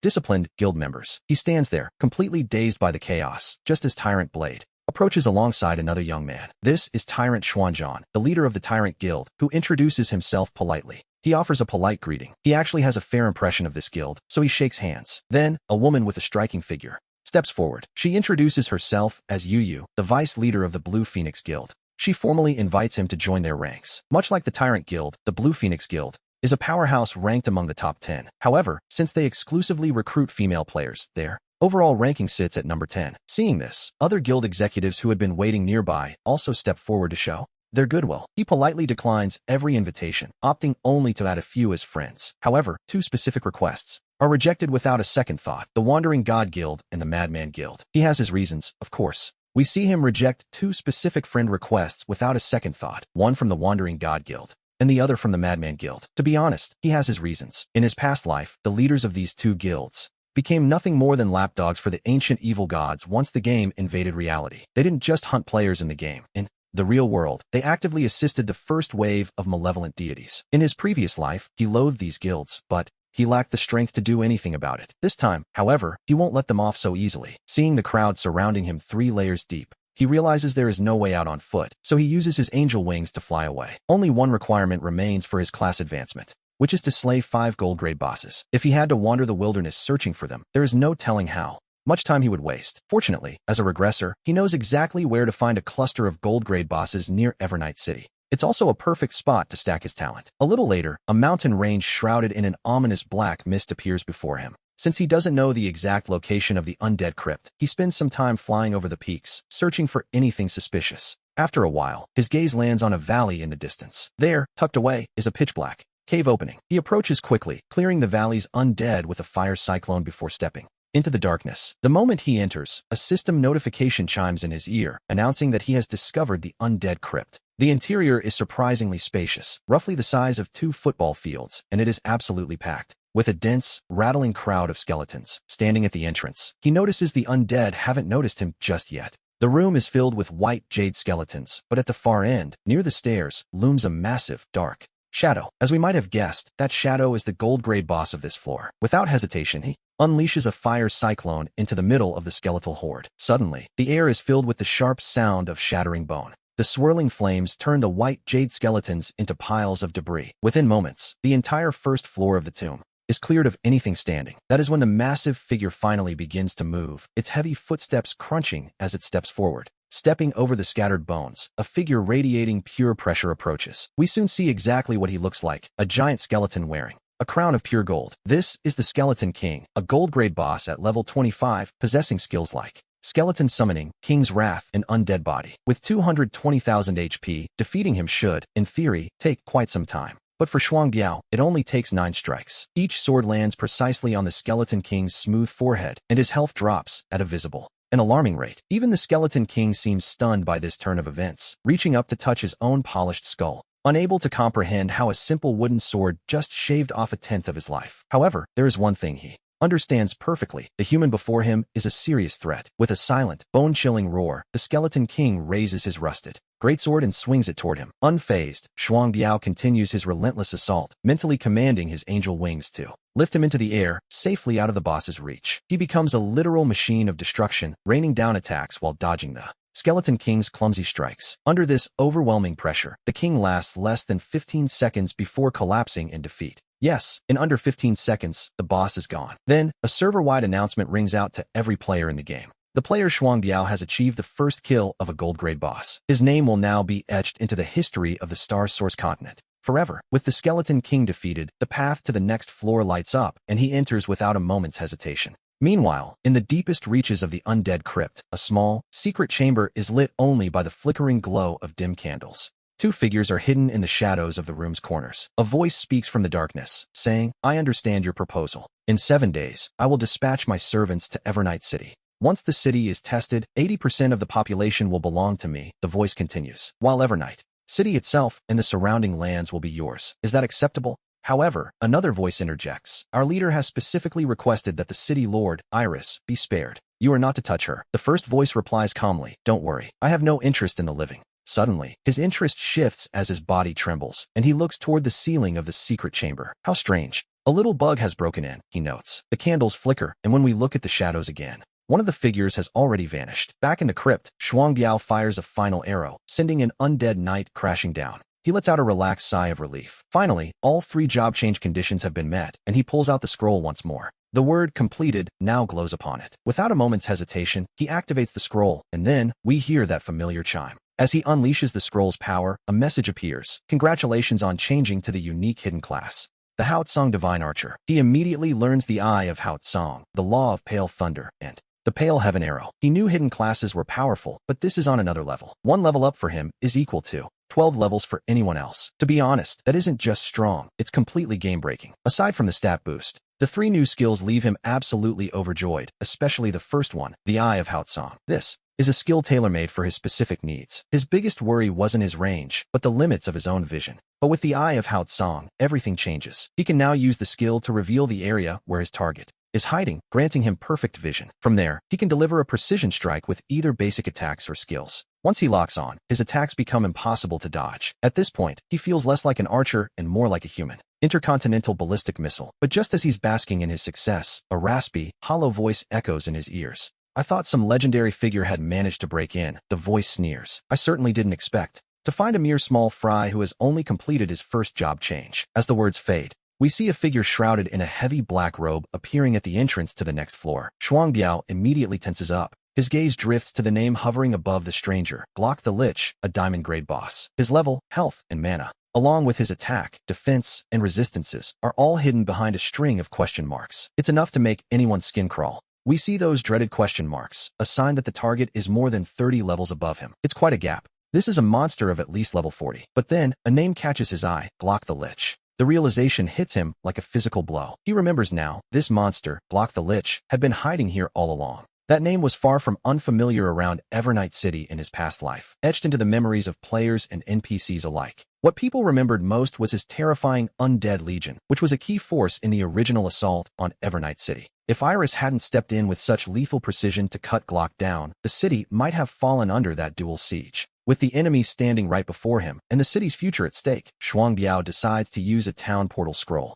To be honest, if Glock were 20 kilometers away, he wouldn't mind taking a few shots just to test his aim. But at a mere 200 meters, he isn't about to trade blows with a high-level Lich. That would be suicide. The sudden glow of the scroll makes Glock pause for a moment, but the Lich quickly realizes the boy is trying to escape. He sneers, asking if Shuangbiao thinks his domain is some kind of playground, and raises a hand to launch an attack. Fortunately, a mage's casting time is far longer than the instant activation of our hero's scroll. He barely makes it out. Glock's furious voice echoes behind him, calling him a pest and promising to make his soul suffer for millions of years. But those threats fall on empty air as Shuangbiao's figure finally materializes safely at the Evernight City teleportation circle. This narrow escape makes him realize that lacking control skills is a recipe for disaster. It's time for an upgrade. He pulls out a special skill selection box he'd been saving specifically for this moment. Now, he has a choice to make. The first is the triple divine arrow, which splits one shot into 3 to deal 150% damage to all nearby enemies. The second is the Summon Heaven General, calling forth a powerful warrior to fight by his side in the name of Haotsong.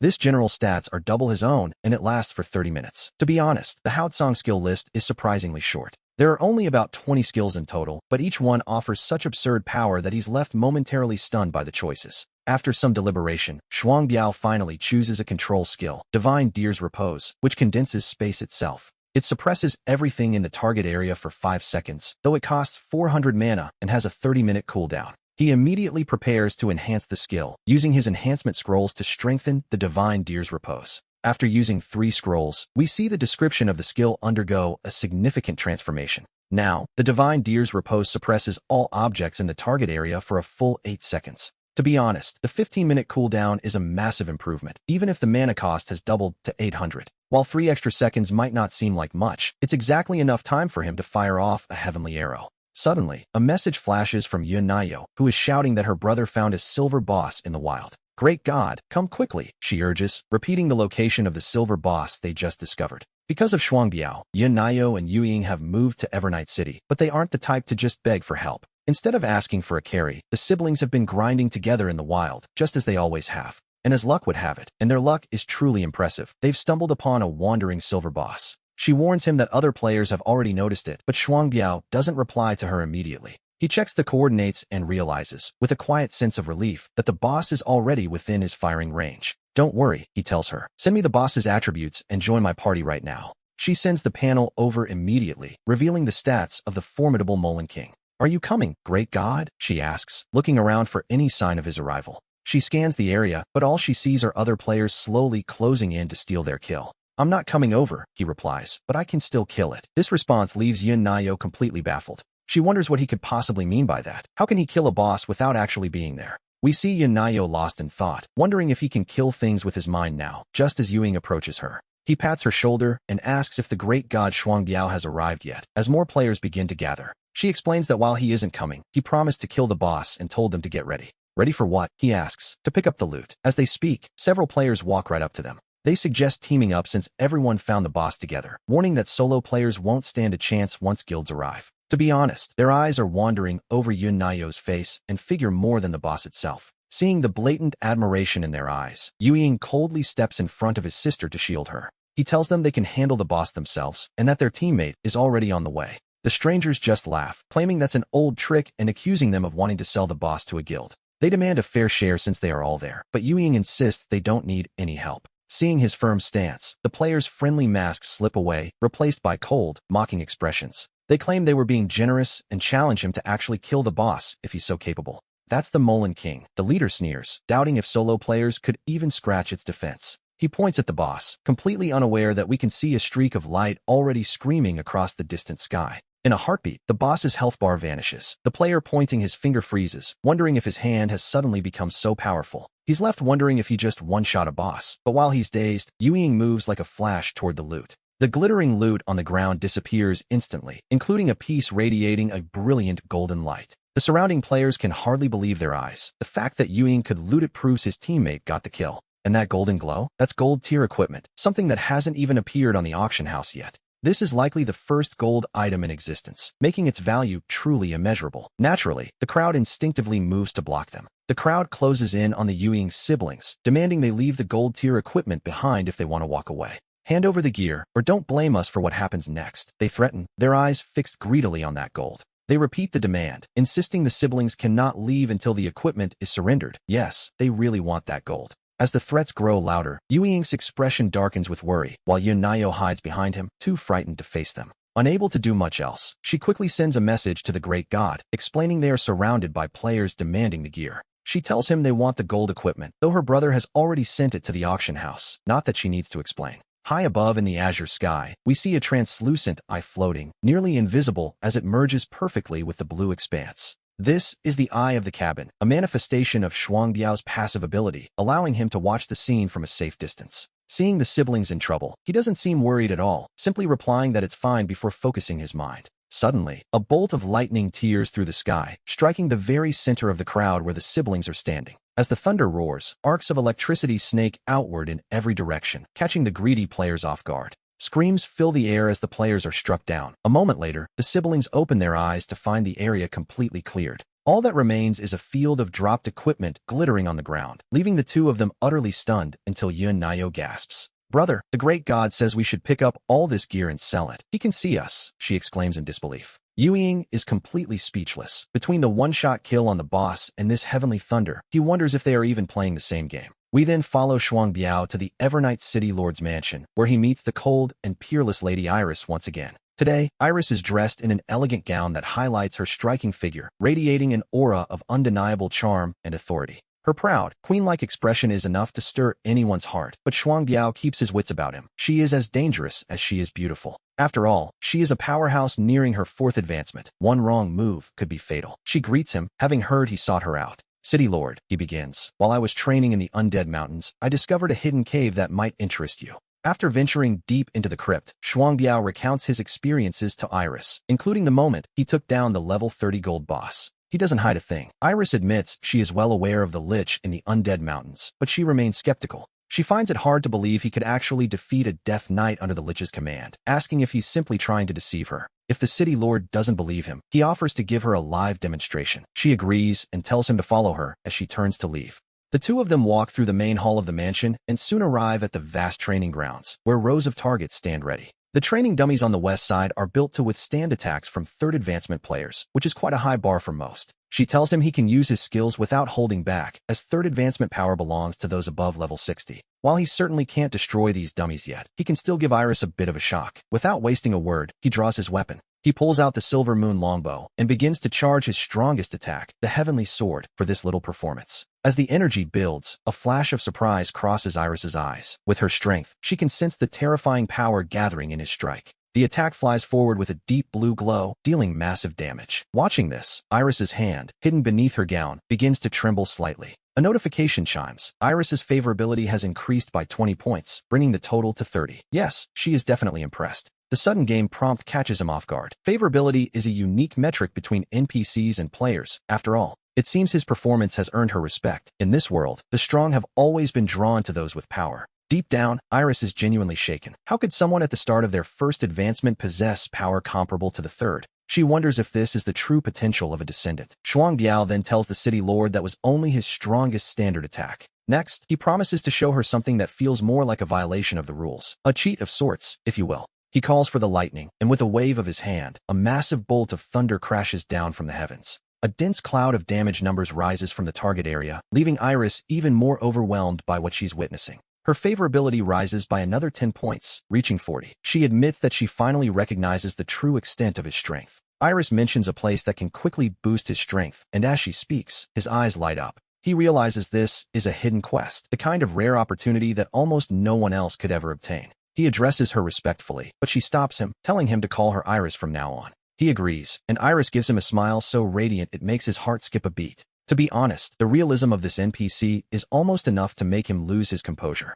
Sensing his slight distraction, she continues. She wants to recommend him to the Imperial Royal Academy. However, there is a catch. He must first obtain a specific item to serve as his admission credential. It is called the Star of Hope, a title reserved only for the most exceptional newcomers in the starting lands. It was supposed to be nearly impossible for a descendant to obtain, but Iris is about to be surprised. She freezes in place as Shuangbiao pulls out the very Star of Hope title he earned from the Hell-level trial. He confirms that he cleared the highest difficulty, presenting the proof right before her eyes. Iris is utterly speechless, her visible shock revealing just how much this revelation has moved her. He points out that since he'll be representing Evernight City, perhaps the city lord should offer him a reward. Iris realizes that this, getting a reward, was likely the real reason he was showing off his strength earlier. She asks what he desires, and he doesn't hesitate. He wants a level 30 gold equipment set. She has such a set, of course, but she questions if he can even meet the requirements to wear it. Since descendants must reach a certain power level first, she tells him giving it to him now would be useless.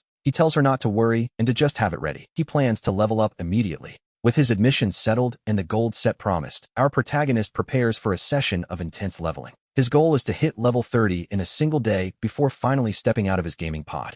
Shuangbiao goes upstairs to find Lina, and after a couple of knocks, she opens the door almost immediately. She teases him for only remembering her late at night, wondering privately if he has some scandalous ulterior motive. To be honest, she thinks he's a bit of a troublemaker, but her gaze gradually shifts into something shy and flustered. Her face turns a deep shade of red as he speaks, though she simply rolls her eyes and retreats into the living room. It's only then that we notice her attire, a soft, silk nightgown that hangs loosely, catching the light in all the right places. He watches as she settles onto the sofa, the delicate fabric outlining her figure in a way that is quite distracting. She asks what could possibly bring him here at this hour, and as he looks at her, her blush only deepens. Her eyes are filled with a certain expectation, but he simply suggests they play the game together instead. He asks for her in-game ID, so he can track her down, leaving her feeling a bit deflated after her earlier anticipation. She had been nervous all evening for nothing, it seems, and shortly after, we return to the digital world. He immediately opens his friend list and types in the name Lousy Shadaishin, a name that feels entirely out of character for her. It's a bizarre choice that doesn't match her personality at all, but she accepts his request the very moment it's sent. She's stunned to realize he is the legendary Shuangbiao, asking if he's enjoying the surprise of her discovering his identity. Feeling a bit guilty for the secrecy, he quickly changes the subject and promises to help her level up right away.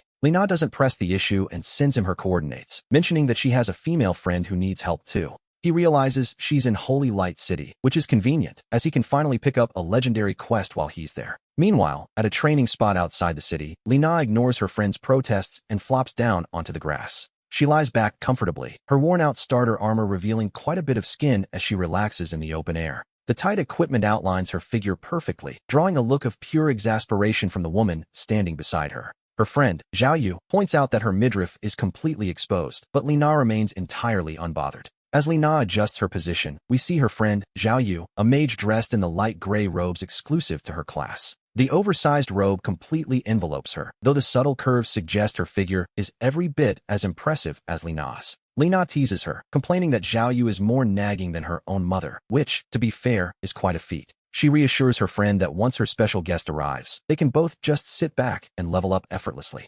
But as they chat, we notice a group of players approaching with rather suspicious looks on their faces. Lina's brow furrows as she sits up, watching coldly as the group begins to surround them in a predatory circle. A scrawny young man named Wang Hao steps forward, eyeing the two women with a smile that is anything but friendly. He asks if it's just the two of them out here and suggests they join his team for a bit of protection. He mentions they are from the Yushin Guild, while secretly feeling like he's just hit the jackpot today. To be honest, he never expected to run into such high-quality players while out on a routine guild training session. His gaze lingers on the female warrior on the grass, admiring her striking features and legs that seem to go on forever. Even the mage doesn't escape his scrutiny. He's convinced that beneath those loose robes lies a very impressive foundation. As his look turns from greed to something far more unpleasant, Lina and Zhao Yu make no effort to hide their disgust. They tell him they aren't interested, but Wang Hao isn't about to let them walk away that easily. He insists there's no need to be strangers, arguing that leveling alone is a painful and exhausting ordeal for women. It's a classic line, but Lina and Zhao Yu aren't buying it for a second, and Lina finally loses her patience. She tells him to get lost, prompting him to threaten her with a trip back to the city the hard way.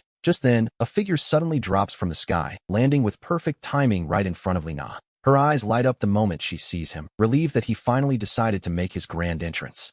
He gives her a confident grin, remarking that he arrived just in time to sweep away these annoying flies. He doesn't even spare a glance for Wang Hao and his crew, which, naturally, leaves them glaring at him with pure, unadulterated fury. They demand to know who he is and how he dares interfere with the Yushin Guild, even urging their leader to finish him right there in Holy Light City. To be honest, he doesn't even find them worth a conversation. Instead, he simply raises a hand, summoning a bolt of lightning as thick as a bowl. The strike lands squarely in the middle of Wang Hao's group, and a split second later, the area erupts into a chaotic storm of thunder and stone. A string of absurdly high damage numbers rises above their heads, giving them just enough time to hear the crackle before they fall without a sound. As they collapse, his name turns a deep, ominous red, a clear sign that Yijian Shuangbiao has just claimed several lives at once. Emerging from the respawn point back in Holy Light City, Wang Hao's face is a masterpiece of confusion. Wasn't Yijian Shuangbiao supposed to be in Evernight City? While questions race through his mind, he suddenly remembers his guild leader's standing order: report any sighting of Yijian Shuangbiao immediately.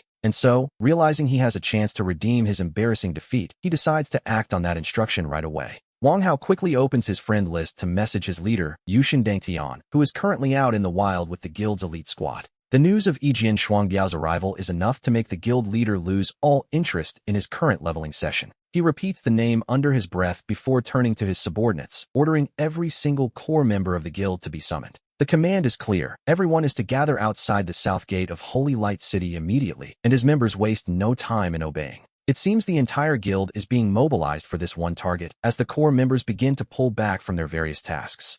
Before long, the quiet atmosphere of Holy Light City is shattered by Yushin Dangtian's order as the streets begin to hum with activity. We see a massive wave of Yushin Guild players marching toward the south gate, drawing curious and concerned looks from everyone they pass. Word spreads quickly among the onlookers that the guild has finally found the trail of Yijian Shuangbiao and is moving in for the kill. People whisper the name in awe, wondering if this is truly the legendary level 30 player everyone has been talking about. Some observers can't help but wonder what the guild leader is thinking, as taking down someone of that level is no small feat. Meanwhile, Yushin Dangtian stares coldly at his gathered elites, ordering all the thieves and hunters to be deployed as scouts. In half an hour at most, I want to know Yijian Shuangbiao's exact coordinates, Yushin Dangtian barks. Meanwhile, on the other side, after he waves a hand and wipes out Wang Hao's group, Li Na pulls at him, firing off questions, as if he doesn't have enough to do. She wonders why he's so much stronger than the hidden classes on the forums, urging him to speak up instead of staying silent. Deep down, his head begins to throb as he feels himself drowning in Li Na's endless stream of questions. Sister Na, he finally groans. Let's keep moving first, he suggests, promising to answer everything one by one. Hearing this, Li Na finally decides to drop the interrogation. She agrees, then suddenly remembers to introduce her best friend, Zhao Yu, describing her as a beautiful and sweet girl.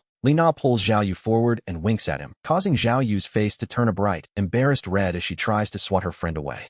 Zhao Yu playfully threatens to kill Li Na for the teasing, while Li Na just laughs and tells her not to be so angry. In his past life, he had only heard Li Na mention this Zhao Yu, who apparently died early on in the story. She had fallen to the invading monsters, leaving Li Na in tears for a long time over the loss of such a close, gentle friend. Deciding the monsters around Holy Light City are too low level, he opens the map and points toward a distant, unexplored area. He indicates a completely dark region, leaving Li Na and Zhao Yu staring in disbelief at the sheer distance they would have to travel. Just as they worry about the long trek, his angel wings snap open, and he explains he'll simply fly them there. Li Na's eyes light up. With a grin, he wraps an arm around each of their waists and takes off, soaring into the sky. We see the two women scream in surprise, instinctively clinging to him as they quickly cross over vast stretches of the map together. When they finally land at the training spot, Li Na and Zhao Yu are stunned to see the monsters waiting for them, evil cultists. These are level 45 enemies. He calmly tells the girls that from now on, their only job is to pick up the loot. With that, he raises a hand and summons a fire cyclone, sending a massive, roaring red vortex spinning through the enemy camp.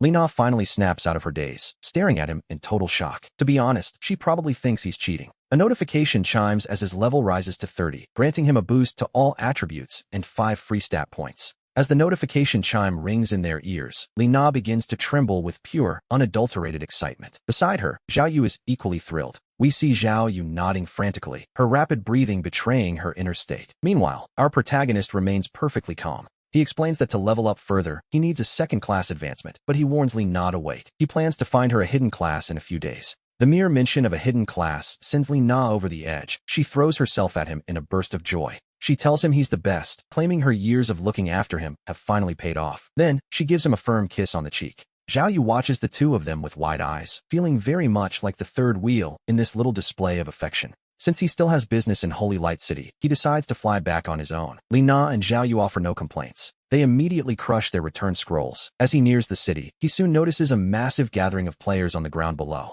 Driven by a bit of curiosity, he decides to descend and see what the commotion is about. Down in the crowd, Yushin Dangtian is losing his temper. "Useless! You're all useless!" he screams. It seems 3,000 thieves and hunters have failed him. They haven't been able to find a single trace of Yijin Shuangbiao. Faced with such fury, the guild's core members don't dare utter a word. Suddenly, Wang Hao feels a cold shiver run down his spine. He looks up and realizes there is someone hovering directly above them. Wang Hao stares in utter confusion at the descending silhouette, and soon, the rest of the Yushin guild follows his gaze upward. Yushin Dangtian's expression shifts instantly when he recognizes Yijin Shuangbiao. He tells his men to get ready. "On my command, strike," he barks. The order ripples through the ranks with practiced efficiency. At the south gate, 10,000 players look up in unison. By now, our protagonist has noticed something interesting about their names. Every single one of them belongs to the Yushin Guild. It's clear they've gathered here specifically to hunt him down in the wild. He decides it's time to give Yushin Dangtian a little shock. He begins to lower his altitude, closing the distance. He hovers directly above Yushin Dangtian, looking down at him with a gaze that is far too calm for the situation. To the guild leader, this is nothing short of a blatant insult. He snaps, ordering everyone to kill the intruder on sight. At Yushin Dangtian's command, the guild's long-range fighters unleash a torrent of skills toward our protagonist. Every class capable of a ranged attack joins the fray. Facing thousands of incoming strikes, a faint look of disdain appears on his face. He simply allows the attacks to land. In midair, the overlapping skills trigger a massive, deafening explosion. The surrounding players watch with wide eyes, certain that even the great Yijin Shuangbiao couldn't possibly survive this. They believe he's finally paying for underestimating the Yushin Guild. Now you'll learn the power of a major guild, they think. Yushin Dangtian laughs like a madman, his face contorted with a mixture of triumph and malice. However, his laughter doesn't last long. As the smoke from the explosions begins to clear, the mood shifts instantly. Our protagonist emerges perfectly intact, standing before the crowd without a single scratch. "Impossible," the guild leader stammers. He calmly decides it's his turn. With a simple wave of his hand, he summons a fire whirlwind over the densest part of the crowd. As a sea of damage numbers rises, the players in that area are instantly vaporized into flashes of white light. This sight makes Yushin Dangtian's eyes nearly pop out of his head. To be honest, such damage shouldn't even be possible at this stage. Despite the carnage, the guild managers continue to bark orders, convinced that he must be using some kind of temporary shield. They tell themselves that every shield has a limit. As long as he's in the air, they believe they just need to keep hitting him. They are certain that if they just persist, they will eventually bring him crashing down to earth. But as the dust settles, the sheer absurdity of the situation becomes impossible to ignore. The guild members watch in horror as their best efforts do absolutely nothing to slow him down. Finally, the weight of the situation hits the guild leader. He realizes that Yijin Shuangbiao's damage and defense are on a level that ordinary players simply cannot comprehend. The moment this thought takes hold, Yushin Dangtian abandons his guild members and quietly crushes a return scroll. He flees back to the safety of Holy Light City, while our protagonist watches his escape with a cold, knowing smirk. Our protagonist activates the eye of the cabin, locking onto the coordinates for the Holy Light City teleportation point. We see a flash of light vanish into the distance. Meanwhile, Yushin Dangtian steps out of the teleport point, his expression looking quite grim. The resurrected management team members quickly find Yushin Dangtian, surrounding him to anxiously ask what their next move should be. Just as Yushin Dangtian is about to answer, a streak of blue light flashes across the distant horizon. Before he can even process what it is, that blue light shoots straight toward him. In that split second, Yushin Dangtian instinctively senses a mortal danger. Without a moment's hesitation, he crushes a rare life-saving item he had spent a great deal of effort to obtain. His body begins to turn transparent, shifting into an ethereal state to avoid the incoming strike. However, reality rarely follows the script. That blue light, like a needle of truth that pierces all illusions, strikes him directly in the face. It slams into Yushin Dangtian's ethereal form, dealing over 18 million damage. Yes, you read that correctly. He instantly transforms into a flash of white light and vanishes. The remaining guild managers are left completely speechless by what they just witnessed. It all happened far too fast. Before they could even blink, their guild leader was sniped from across the map by Yijin Shuangbiao. Meanwhile, the battle outside the city walls has taken a decisive turn as the fire whirlwind continues its devastating rampage. More and more players are being sent back to the respawn point. Once over half the guild is wiped out, the survivors finally lose their nerve. Dissatisfaction with Yushin Dangtian and the management spreads like wildfire, and members begin to desert the guild in droves. They wonder what on earth the guild is doing. "I'm out," they say, which only infuriates the newly resurrected Yushin Dangtian even further. He is absolutely livid, swearing to kill Yijin Shuangbiao at any cost. But he has only just stepped back into the world. Before he can even finish his first insult, a bolt of lightning descends from the heavens. Under the horrified gazes of everyone nearby, Yushin Dangtian is insta-killed once again, right there at the respawn fountain. This massive siege has ended in less than 5 minutes. The onlookers are left in a state of total shock. Yijian Shuangbiao's power is simply on another level entirely. They finally notice that his damage numbers are consistently in the millions. To be honest, they should have realized that much sooner. Back at level 5, his damage was already breaking 10,000, and now that he's level 30, the numbers are truly terrifying. Thanks to this battle, the name Yijian Shuangbiao begins to draw the serious attention of every major power. Meanwhile, our protagonist enters Holy Light City and heads straight for the city's grandest structure, the Holy Light Cathedral. There, an old man with snow-white hair sits upon the main throne, watching him with a gentle smile. The old man remarks that he must have defeated the demons suppressed in the land of beginnings. He tells him he has done quite well, and that the gods will surely bless him. The high priest's smile is remarkably kind as he lightly waves a hand in front of him. We see a beam of warm, holy light enter his body. He has received the blessing of High Priest Arenbo, and his maximum health increases by 300 points. He frowns slightly at this. For an ordinary player, such a blessing would be a dream come true, but for someone at his level, it is merely better than nothing. He thanks him for the gift, and the priest promises that if he brings back the head of the chaotic Lich Glock, he will reveal the next stage of his journey. To be honest, the rewards had better be worth the trouble. A notification pings. High Priest Arenbo has issued a quest to retrieve the head of Lich Glock. As he looks at the prompt, a strange expression crosses his face. Lich Glock. He realizes this is the same Lich hiding in the undead crypt. What a convenient coincidence. Naturally, he accepts the task. The priest tells him the glory of the gods will be with him. After bidding farewell to Arenbo, our protagonist uses a return scroll to travel back to Evernight City. When he meets City Lord Iris again, her expression seems noticeably colder than before. Even so, she acknowledges him with a nod. She tells Yijian Shuangbiao that she has received word that the Sea Race has already finished mobilizing their entire army. The situation, it seems, is becoming quite dire. In his previous life, he had only heard rumors of the Sea Race attacking Evernight City, but this time, he will experience the carnage firsthand. He asks Iris if she called him here for a specific reason. She explains that the one leading the enemy forces is General Shisha of the Sea Race. She admits that with his help, she is absolutely certain they can end this conflict quickly. Faced with the impending invasion, Evernight City Lord Iris sends him a formal request to join her party. He doesn't hesitate for a second before agreeing. He tells her he's happy to fight by her side, and she admits she knew he wouldn't refuse. As a result, City Lord Iris of Evernight City finds her favorability toward him increasing by 20 points. A nice little bonus. Iris hurries off immediately after speaking. In just 10 hours, Evernight City will face a full-scale invasion by the Sea Race. A sudden announcement rings out, calling all players bound to the city to join the defense. It certainly gets everyone's attention. The players are initially stunned, but that quickly turns into excitement. A regional defense quest is, after all, the perfect chance to farm points. As the news spreads, players begin flooding back to the city. Time ticks away until a dark torrent finally appears on the horizon. When that tide of enemies emerges, we see Iris, now clad in full military armor, making her way through the crowds toward the walls. Protected by her guards, she ascends the ramparts. Every player who catches a glimpse of her is left completely rooted to the spot.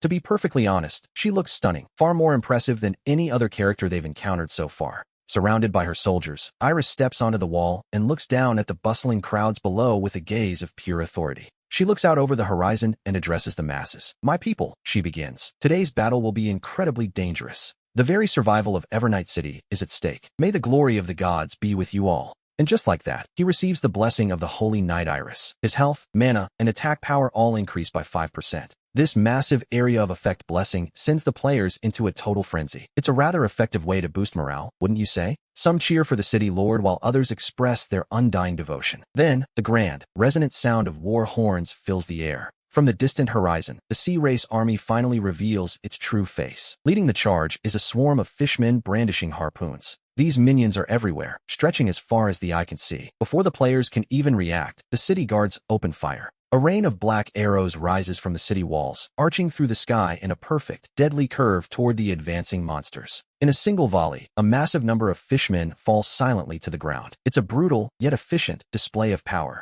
The sight of this easy slaughter gets the players' blood pumping. Immediately, they begin launching their own attacks at the monsters below. Up on the walls, the players are laughing and joking, cutting down the advancing fishmen with casual ease. 3 hours pass in a flash. As time passes, we see the front line of fishmen has been completely wiped out, only to be replaced by the diamond rank Flying Fish Commander. This level 55 monstrosity comes equipped with deadly skills like Flying Fish Flash Strike and the ominous sounding sea covering waves. Along with his dying blow and fish scale shoulder armor, he presents a daunting target that the other players immediately begin to attack. They unleash a barrage of skills that paint a literal rainbow across the sky. Yet once the thick smoke clears, the commander remains. To everyone's horror, he is completely unharmed, which, naturally, is the worst possible news for those on the front lines. With a sudden burst of speed, the commander launches his flash strike, moving through the players on the wall like a vengeful phantom. He begins wantonly harvesting lives, and in the blink of an eye, a dozen players are gone. But in this moment of despair, our hero arrives. He descends like a celestial being, his eyes fixed on the flying fish commander's formidable attributes. Knowing he can't afford to be careless, he immediately activates the grip of the divine deer, catching the boss firmly in his magical grasp. This instant cast skill warps the very space around the target, suppressing everything within the area for a full 8 seconds. At the same moment, he releases a fire whirlwind and takes to the air, drawing his bow to begin charging a massive shot. The fire whirlwind erupts right beneath the commander, greedily licking away at his health bar and leaving him in a state of total shock. He can't believe a human who hasn't even reached his second advancement could deal such absurd damage. It certainly explains a few things. He realizes why the previous waves of cannon fodder failed so miserably, but his primary concern is far more personal. His body simply won't move. He demands to know what was done to him, but the only answer he receives is the glow of a bowstring. A brilliant blue light radiates from the weapon, and the commander can only stare in disbelief at the human standing before him. He wonders how a mere soldier could possibly hurt a high-ranking sea-race warrior like himself, until the damage numbers appear. Over 450,000 points of damage flash across the screen. It's a staggering amount, to say the least. He stares at the numbers in disbelief, wondering how a single attack could possibly generate such a high amount of damage. His health bar vanishes like a snapped popsicle, losing half its length in an instant, leaving him to wonder what just happened. The flying fish commander tries in vain to escape the control, his eyes filling with panic as Aegeon raises his hand to strike. Lightning crashes down from the heavens, and the commander finally loses his nerve, shouting that he is General Shisha's nephew. Facing these desperate pleas for mercy, Aegeon's expression remains cold as he continues to fire his arrows with lethal precision. The commander dies in a fit of frozen fury. Shortly after, the divine power of the deer begins to fade away. As the effects of the grip of the divine deer finally pass, a server-wide announcement rings in the ears of every player. We learn that Aegeon has achieved the world's first kill of a level 55 diamond boss, earning a rare equipment chest. The announcement repeats 3 times, and it is only then that the surrounding players finally begin to snap out of their shock. They cry out in disbelief that Aegeon just one-shot a diamond-rank boss. Meanwhile, the scene shifts to the ocean depths. In the underwater world, a dark conspiracy is unfolding, with one figure claiming Evernight City as his ultimate prize. He offers Aegeon's head to finalize the deal. While the players are still dancing with joy over the kill, things change. The commander on the shore quickly notices a new disturbance, and the battlefield horn sounds a different, more ominous note. A ghostly figure suddenly soars into the air from the distant enemy ranks, closing the distance to our hero in seconds. He arrives directly in front of Aegeon, revealing himself to be a half-man, half-shark warrior mounted upon a massive ray. This is General Shisha, a legendary tier boss whose level, health, and mana are all shrouded in a thick layer of mystery. Aside from his name, every other attribute is hidden behind question marks, proving his level is far beyond Aegeon's reach. He growls that Aegeon has ruined his grand designs, promising that the sea race will now hunt him relentlessly. General Shisha issues a formal bounty, and Aegeon's favorability with the entire sea race drops to a staggering -100. This means he is now barred from every shop in their territory. As Shisha finishes speaking, the system confirms the news. To be honest, Aegeon doesn't seem the least bit bothered, and his visible disdain only serves to push the general into a rage. Shisha acknowledges that Aegeon is a descendant, but vows to kill him today to avenge every fallen member of his tribe. General Shisha vows to make Aegeon pay his blood debt, and as he speaks, a spear of pure energy begins to form in his hand. As the spear is hurled, Aegeon prepares to dodge, but a cold, familiar voice rings out. "If you want to kill my ally, you will have to go through me first." We see Iris stepping forward, brandishing a massive shield and a golden sword. She looks every bit the noble warrior. To be honest, Aegeon was feeling a bit of pressure, but having a high-level knight as a shield changes everything. It seems Iris's arrival has shifted the weight of the battle, and even the general can feel the sudden pressure mounting against him. With a Holy Light Knight standing guard, Aegeon knows that unless they are completely surrounded, that shark-headed general won't touch him. Confident now, he immediately draws his bow and aims directly at Shisha, who has no intention of standing still and taking the hit. The Sea Race priests quickly cast several blessings upon their leader, and soon, Shisha is enveloped in a menacing red glow. His power surges to an entirely different level, the crimson light radiating from him like a physical, suffocating weight. He bellows for the human to die, his weapon transforming into something resembling a snarling dragon as he prepares to strike. The spearhead flashes with a blinding light as it lunges toward Ijin, but Iris has been watching Shisha's every move with a steady eye. She immediately uses her guardian taunt to draw the general's fury toward herself, daring him to focus his rage on her shield instead. Under the influence of the taunt, Shisha's spear slams directly into Iris's shield with a deafening, bone-shaking crash. The impact is so great that Shisha nearly falls from his mount, saved only by the shark's quick retreat to absorb the shock. Iris, however, barely flinches, while Ijin has already finished charging his devastating heavenly arrow. A perfect opening, really. Just before releasing the shot, he activates the grip of the divine deer, pinning the general's body firmly in place. Shisha's eyes widen in terror as he struggles to break free, but the arrow is already whistling through the air toward his chest. His pupils contract as the very scent of death fills the air, but just in time, the force holding him suddenly dissipates. He quickly activates his armor's defensive barrier, surrounding himself in a shimmering, bubble-like shield for protection. Only then does the general's expression soften slightly, though the sheer damage Ijin dealt still makes his eyes twitch with worry. Shisha's eyes twitched violently. In all his long life, he had never encountered a commander quite as absurd as Ijin. And Ijin, for his part, wasn't one for wasting words. He raised his hand and another bolt of lightning crashed down as he silently resumed his barrage against General Shisha, finding a rather satisfying rhythm. But just then, a dark figure materialized behind him. For a split second, time itself seemed to freeze as he sensed a lethal presence. Turning, he saw a dagger aimed straight for his heart. At that critical moment, Yunayo stepped in with a desperate shield. He managed to twist his body just enough to dodge the fatal blow, though his wings were slashed in the process. He was grounded for the time being. To be honest, if not for Yunayo's quick thinking, he would have fallen right there. Even Iris looked on in shock as the shadowed man removed his hood, revealing himself as Alu, an assassin from the Wandering God Guild. Originally, this was not how he expected things to go. His primary plan was to use his flight to maintain the offensive against General Shisha. Now, that advantage had vanished. It was becoming clear that Shisha had struck a dark bargain with the sea race, making this battle far more complicated than we expected. High above the chaos, General Shisha raised his spear and let out a deafening roar, calling for his sea race kin to charge. He urged them to take Evernight City, claiming they were the true masters of this land. A bold claim, to be sure. Below the walls, the sea race warriors seemed possessed, fighting with a frenzied strength that ignored even the most gruesome injuries. What was once a one-sided victory for the humans was suddenly overturned by Shisha with a single, rallying cry. To reverse a losing battle and erase the very concept of pain with a single shout, it was a terrifying display of power. This was War Will, a rare talent usually reserved for the dragon race, suggesting Shisha's lineage is far more prestigious than he lets on.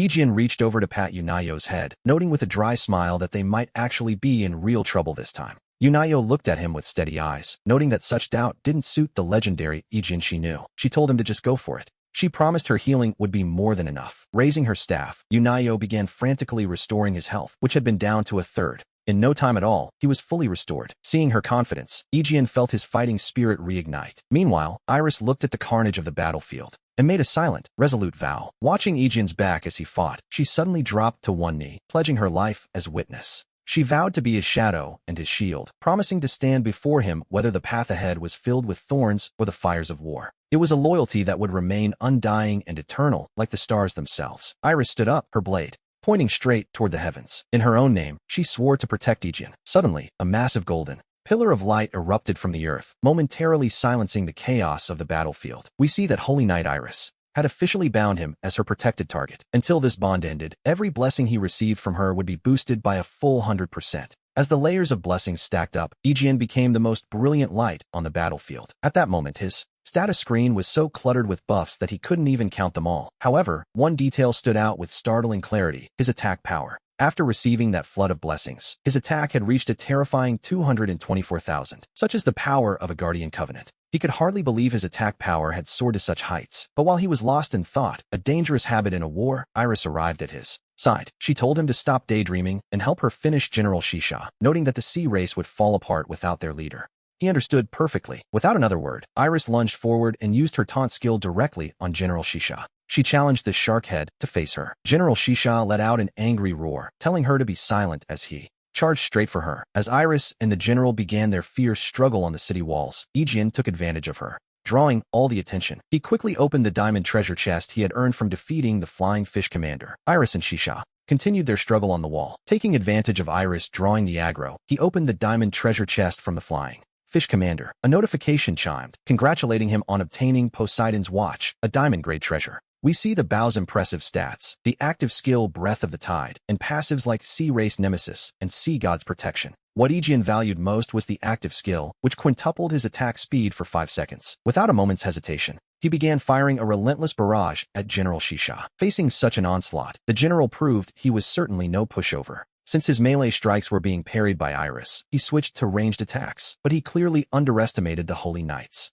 protective capabilities. Every projectile aimed at Aegeon was intercepted by Iris's massive shield of light. She told him to focus entirely on his damage. And so he did. From start to finish, his arrows never stopped, maintaining a rhythm that was, frankly, terrifying to behold. With each arrow dealing over 1,000,000 damage, General Shisha's protective barrier finally reached its limit and shattered. How is this possible? The general gasped. Seeing the opening, Iris shouted for Aegeon to finish it with a decisive double strike. He didn't need to be told twice. Drawing his bow to full strength, he unleashed the skill Heavenly Arrow. A pale blue shaft of light shot toward the general's face like a falling star. Strangely, Shisha didn't even attempt to dodge the incoming blow. Just as the arrow was about to find its mark, a blinding golden radiance erupted from the general's body, so bright that the soldiers on the wall had to shield their eyes. Only Aegeon, thanks to his eye of the cabin, saw the truth. The source of that golden light was a single dragon scale. It seemed the general really did possess the bloodline of dragons. Little rat, the general growled. If you don't act now, our agreement will be considered null and void.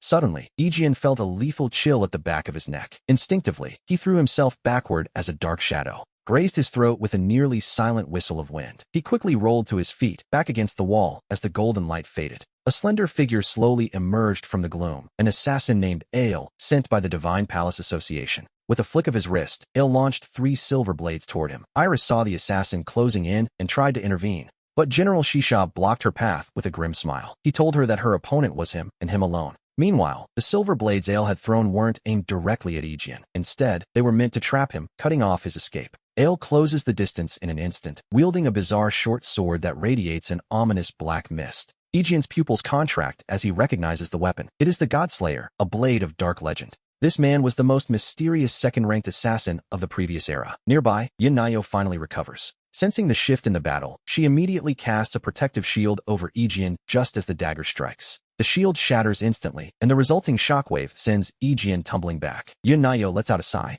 of relief seeing he's alive. She begins healing him frantically, and his health begins to climb back up. Realizing he can't finish a target with a dedicated healer, Ale turns his attention toward Yahello. Aegeon is struck with terror. He remembers why this man was so feared. That dagger, the Godslayer, is a cursed weapon. Forged from a demon's skull, it prevents resurrection. In this era of early projection, death is truly final. In a desperate gamble, Aegeon pulls out a one-time item he won from the fire demon, the demon's hell. Looking at the evil-looking artifact, he has no time to worry about the side effects. He quickly bites his finger.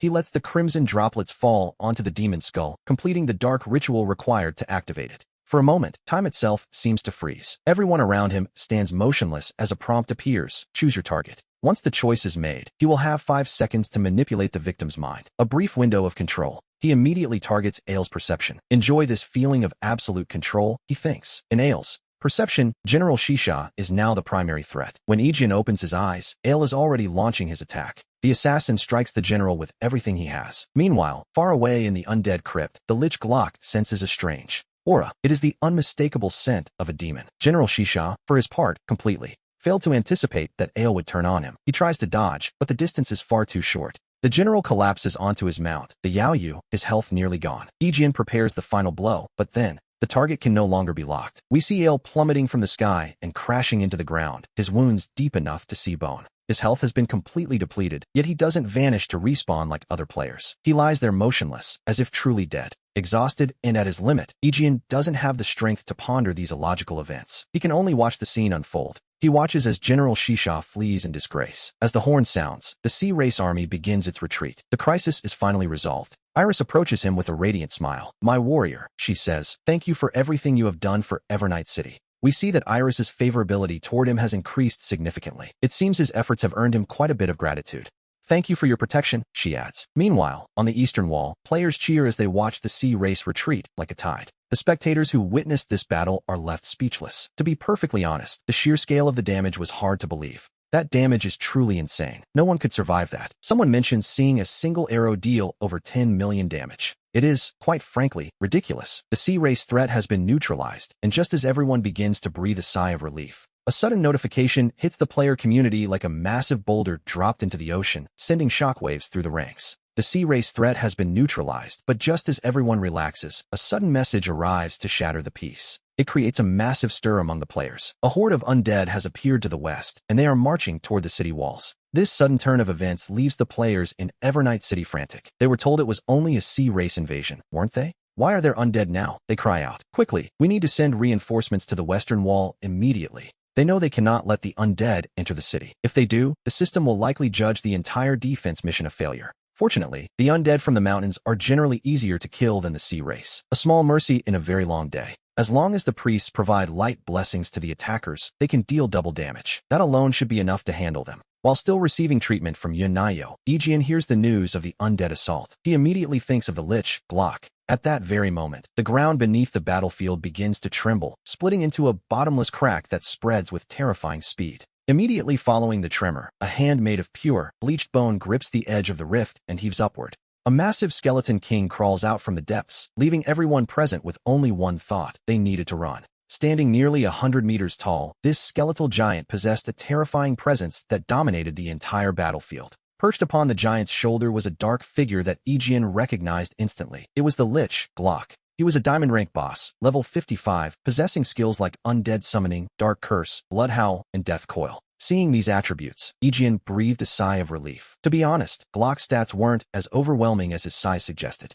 They were comparable to the flying fish commander. He simply looked a lot more intimidating than his predecessor. Glock, however, paid no mind to the onlookers. He stepped toward the motionless Ale, who still lay silent on the ground. With a flick of his skeletal claw, a smooth wound opened on Ale's neck, and a single drop of essence blood emerged. Guided by an invisible force, the blood traced a strange arc through the air before sinking into the center of Glock's brow. We see Ale's body wither away before our eyes, turning to ash as Glock finished absorbing the essence. The lich's dry, pale bones began to knit together with new flesh, as if some dark, evil vitality had been injected into him. He spoke of the scent of a demon, claiming that with such power, he could finally achieve his goal. He intended to completely wipe out the Descenders once and for all. A charming sentiment, isn't it? Ijian checked the stats once more, but this time, the system returned a chilling error message. Glock had become a legendary rank entity with an unknown level. This was, quite frankly, the worst possible development. The creature had evolved. Having been reborn, Glock scanned his surroundings until his gaze locked onto a group of fleeing players. He casually raised his right hand toward a yellow-haired warrior who was desperately trying to reach the city. Glock closed his fist in the air, and before the warrior could even scream, the life was simply snuffed out of him.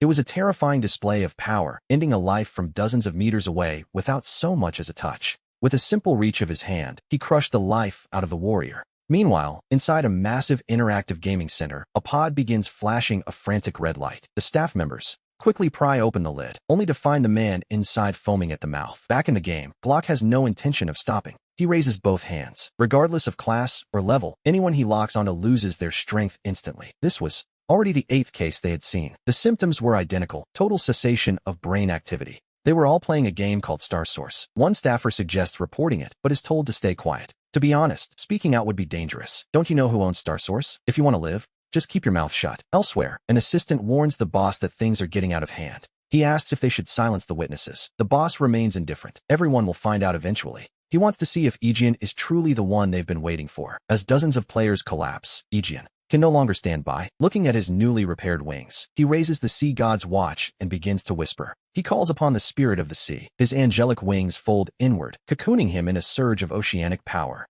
We see Ijian check Glock's attributes again, but the system returns a failed to identify error. The Lich is now a legendary rank entity with an unknown level. It seems the creature has truly evolved. Reborn and more powerful than ever, Glock scans the area and fixes his gaze on players fleeing toward Evernight City. He targets a yellow-haired warrior and casually clenches his fist in the air. The warrior seems to sense the end. Before a scream can even escape his throat, the man's life is snuffed out by an irresistible force. What kind of power was this? From dozens of meters away, he had simply crushed the warrior like an insect. The others are panicked, desperately calling for the warrior to resurrect and provide support, but they can't reach him. The system simply reports that the user no longer exists. And meanwhile, elsewhere, We return to a massive interactive gaming center, where a pod begins flashing a frantic red light. The staff members quickly pry open the lid, only to find the man inside foaming at the mouth. Back in the game, Glock has no intention of stopping. He raises both hands. Regardless of class or level, anyone he locks onto loses their strength instantly. They simply can't resist this. This was already the 8th case they had seen. The symptoms were identical, a total cessation of brain activity.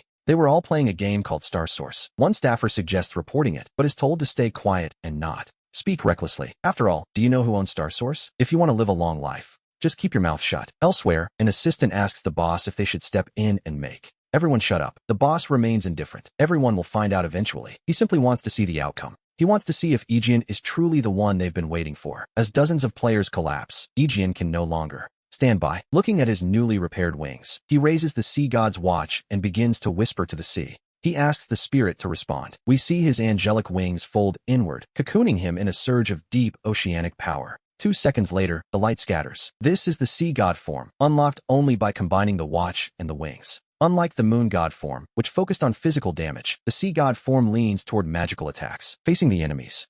Beneath the city walls, it is the perfect choice. Without a word, he unleashes a fire cyclone. In this state, the cyclone is a ghostly blue, radiating a bone-chilling cold. Any skeleton it touches instantly vanishes. The blue flames block Glock's vision, giving the other players a chance to retreat safely into Evernight City. As the cyclone fades, Egeon's charged arrow of the heavens streaks forward, aimed directly at the Lich Glock's heart. At a distance of just a few meters, a massive skeletal hand interposes itself. The ghostly blue flames begin to sear the bone. The Skeleton King's left arm is burned until it turns completely to ash. But then, we hear the sickening crack of bone regrowing. The arm is restored instantly, as if the attack never happened. It seems Glock isn't the only problem they face. Egeon realizes that as long as the Skeleton King stands behind Glock, he won't be able to land a killing blow. If that massive guardian isn't dealt with first, Glock remains untouchable. He turns his attention to Yuying. He tells her to find a priest for a light buff. With her speed, the Skeleton King is her responsibility. Yuying complains that he's being far too demanding, a bit of a double standard, really. How could she defeat such a monster?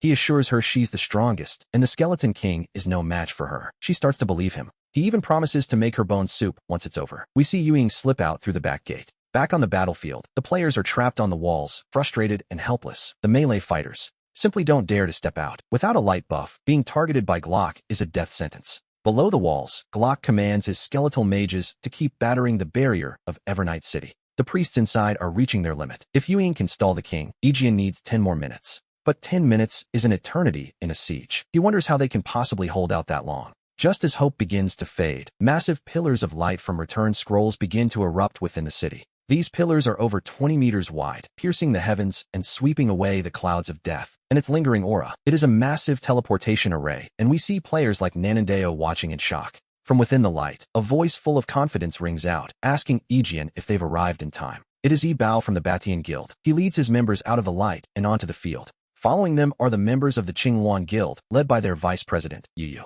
She teases Egeon, telling him he owes her a favor now. Li Na and Zhao Yu appear as well. They've brought a small army of players to support him. As the light finally fades, the Holy Light Cathedral's High Priest Arenbo steps forward with a host of priests to aid the young hero.